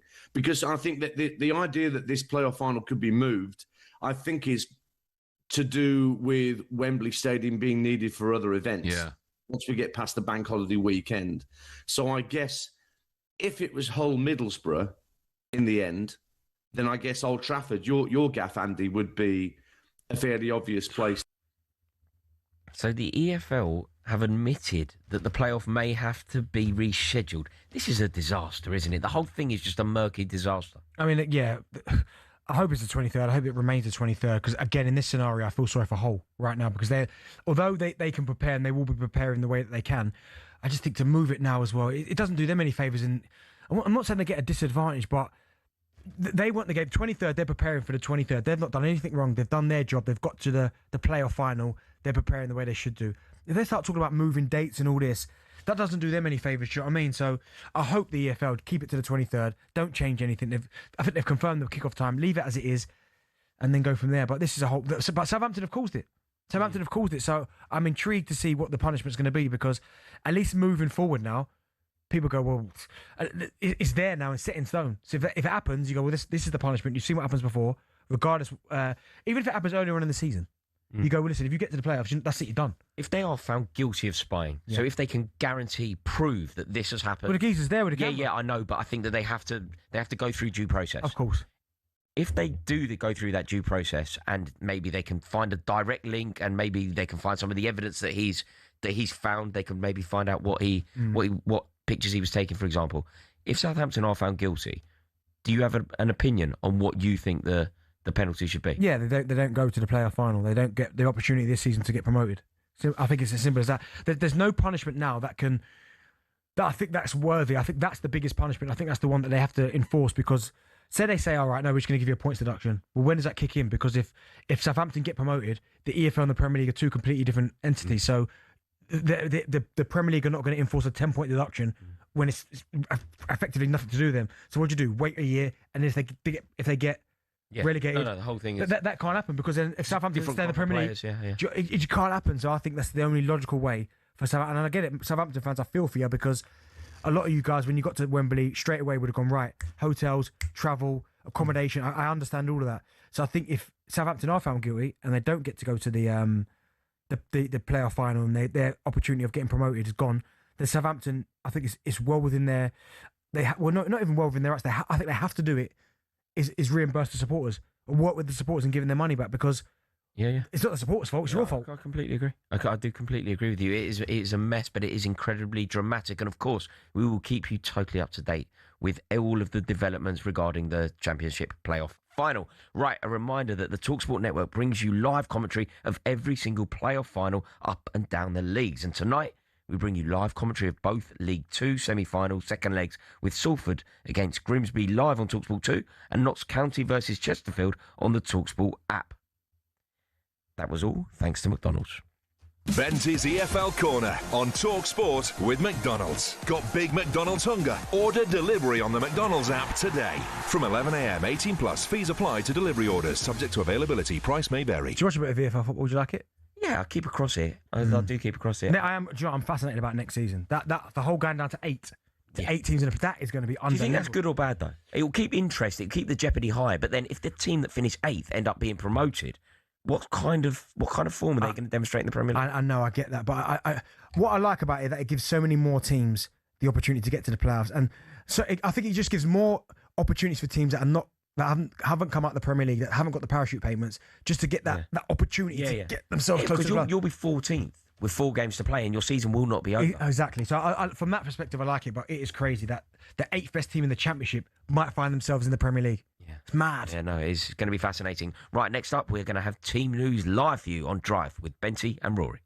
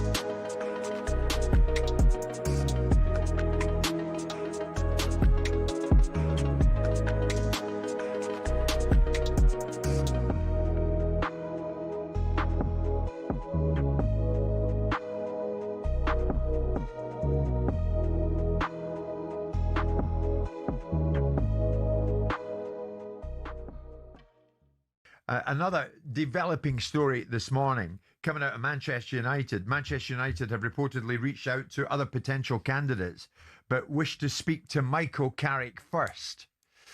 What do you read into that? Is the significant fact of that Carrick gets first dibs in speaking to those who will make the ultimate decision? Well, in other words, he's leading the way. I find it strange how these things come out. Like, who is it leaking the fact that United have spoken or speaking to other candidates before they speak to Michael? I mean, it's bizarre, especially when you're talking about one of the biggest clubs in the world. Can they not do business? Can they not keep their own counsel? I find that a bit bizarre, but he's done really well. And, with the position they were in to where he's got them, you could argue he deserves another go at it and bring some players in the summer. And I wouldn't say that's a huge risk. The progression they've made under him, I'd give him another go. Yeah. Yeah. Significant, Simon, that they want to speak to Carrick first.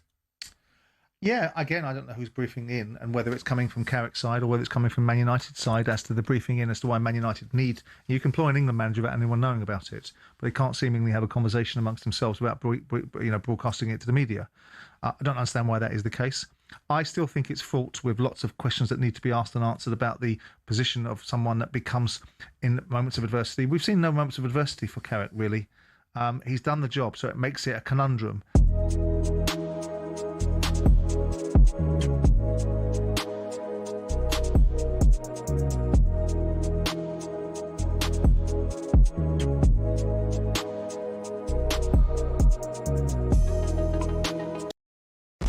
Get ready to get that winning feeling with talkSPORT Win, because we're giving one lucky listener the chance to win a massive £25,000. Oh my God. Go to talksport.com/win to enter now, and you could win 25 grand in your hand, tax free. Oh, that's incredible. Get that winning feeling courtesy of talkSPORT Win. Thank you very much. Find out how to enter now at talksport.com/win.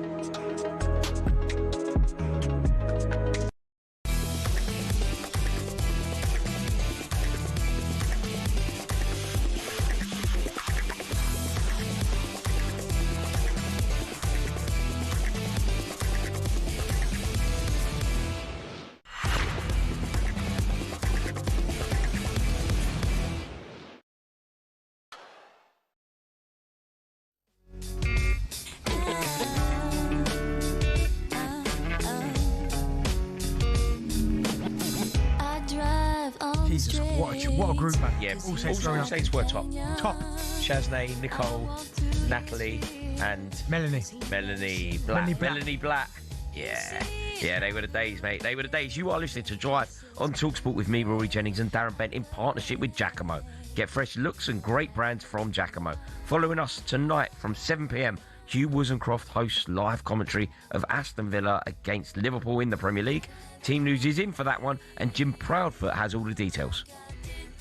Rory, good evening to you. Well, Unai Emery made a stack of changes ahead of the Europa League semi-final tie with Nottingham Forest. It came back to haunt him with a poor performance and a home defeat to Spurs, but no thoughts of rotation tonight, despite the fact that they go to Istanbul for the Europa League final on Wednesday on talkSPORT. He's named his strongest possible team as Villa seek the win that guarantees a top 5 finish. So there are 3 changes to the team that was held at Burnley. Pau Torres in for Mings, Digne for Maatsen and Buendia for Barkley. Liverpool's one change sees Joe Gomez recalled. There's no Jeremy Frimpong. So Villa have Martinez in goal, Cash, Konsa, Torres and Digne, Lindelof and Tielemans, McGinn, Buendia and Rodgers with Watkins up front, Mamardashvili in goal for Arne Slot's Liverpool, Gomez, Konate, Van Dijk and Kirkes, Gravenberch and McAllister, Soboslai, Jones and Ungamoa, and Cody Gakpo leads the line. Remember, tonight's winners guaranteed Champions League football next season, and Charlie Adams alongside me. Build up at 7 with Hugh Wozencroft, and we kick off here in Birmingham at 8 o'clock. Fantastic stuff, Jim. Really looking forward to that one. Meanwhile, on the talkSPORT app, you can hear Notts County versus Chesterfield in the League 2 playoff semi-finals. Adam Bridge has the team news ahead of that one.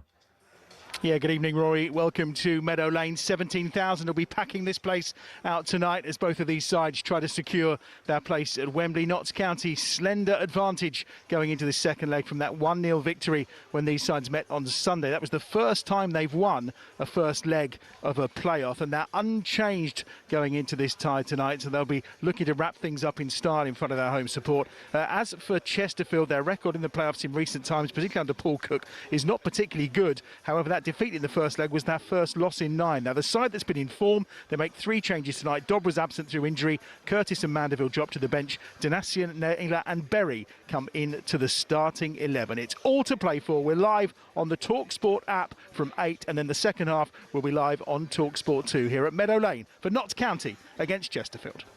Cheers, Adam. Right, now it's time to get an update from the PGA Championship with talkSPORT's Rupert Bell.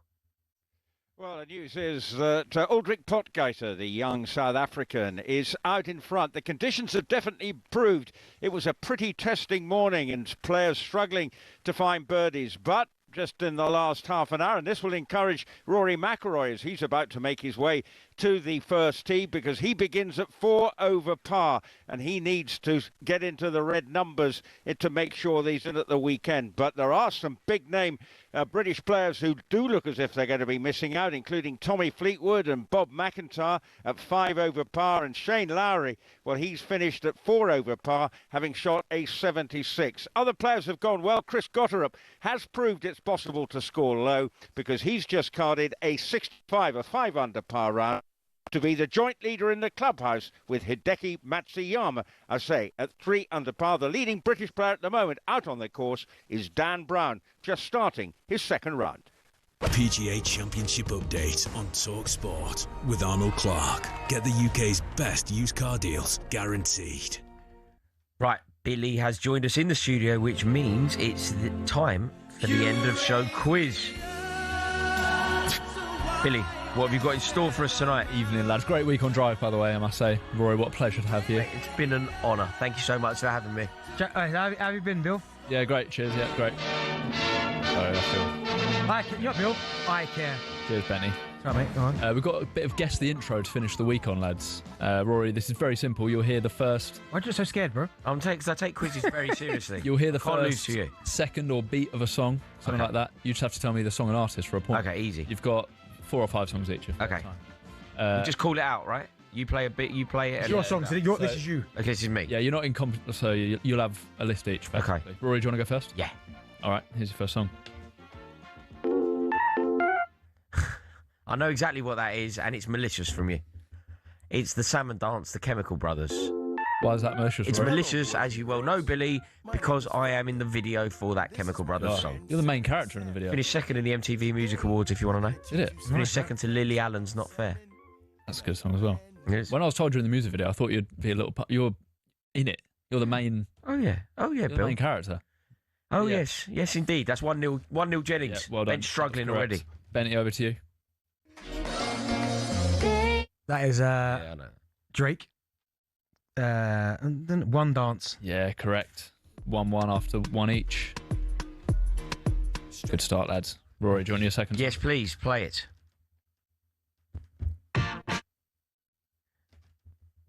Fit but don't you know it, the Streets. I'll give you it, yeah. Fit, but you know it, yeah. That's just wrong then. No, it's correct. Come on. Got to be nice, Benny. Yeah. Was you in this video as well? No, I wasn't. I've no idea why that was chosen for me. Well, you Bill, knew it's it. Bill. I knew it. Bill, you knew. There you go. Yeah, fair play. 2-1, Rory. Benny, over to you. I mean, you're honestly... so you're an idiot. I've no idea. Mission Impossible. I had no idea. Oh, I know what that is. Hang on. That's Black Eyed Peas. Pump it. Louder. Correct. It passes over as well, so you Oh, mate. Oh, mate, you are struggling. 3-1. You are struggling. 3-1 after 2 each. Phil should let him win. You're right, Bill. You're right. Rory, Right. over to you for a massive lead here. Here we go. Don't know that. Do you not? Jack, play it again for me, please, mate. No, I have no idea what that is either. You've not been listening to this for the last 24 hours or so. Oh, is it BTS nonsense? It's BTS nonsense. I should have guessed that was coming. Do you remember the name of the song? You've had a lot of... Desire. No, not Dynamite. Dynamite. I'll take half a point for that. You're not getting a point for that. No half points. Right. Still 3-1. Bentley, you need this one. That's Bieber. Sorry. Correct. Wow, that was impressive. I like Justin. 3-2. I think we've got time for one more each. Jack is directing the show now, so yeah, he said... Okay, Rory, over to you. I mean, Ed Sheeran. Ed Sheeran. Yeah, no, mate. Not allowed to do that. No, Jack just said there. Interrupting. Jack just said last one. Shape of you. I mean, Shape of you, Ed Sheeran. Shape of you. Yeah, no. You can't do that. That's the game's been brought into disrepute here. No points for anyone for that one. Because you're not playing by the rules. This is Jack. Because you're not playing by the rules, Darren. Benny, your last one to level it. You're funny, you are, Bill. Yeah, we're a funny character. I know what that is. I don't. I know what that is. That's All Saints. It's not. We were discussing this artist on the show yesterday. Top of the hour, 5 o'clock. Who is it? Halftime show, World Cup. Shakira. Oh, what? Hips don't lie. No, it's not. Looking at my breasts so small and humble, so they don't confuse. Pardon? That's the lyrics, isn't it? Yeah, it is. I'm trying to get to the name of the song. Hips don't lie, innit? It's not. No. I'm going to have to give you extra out of time. It's whenever. Whenever, wherever, yeah. We'll call that game a draw, why not? Yeah. We will call Blame Jack for that. Well done, lads. Mate, loved it. Thank you so much to everybody on Drive. It's been an honour to be here. Thank you all so much. It has been a joy, and we will see you all next week.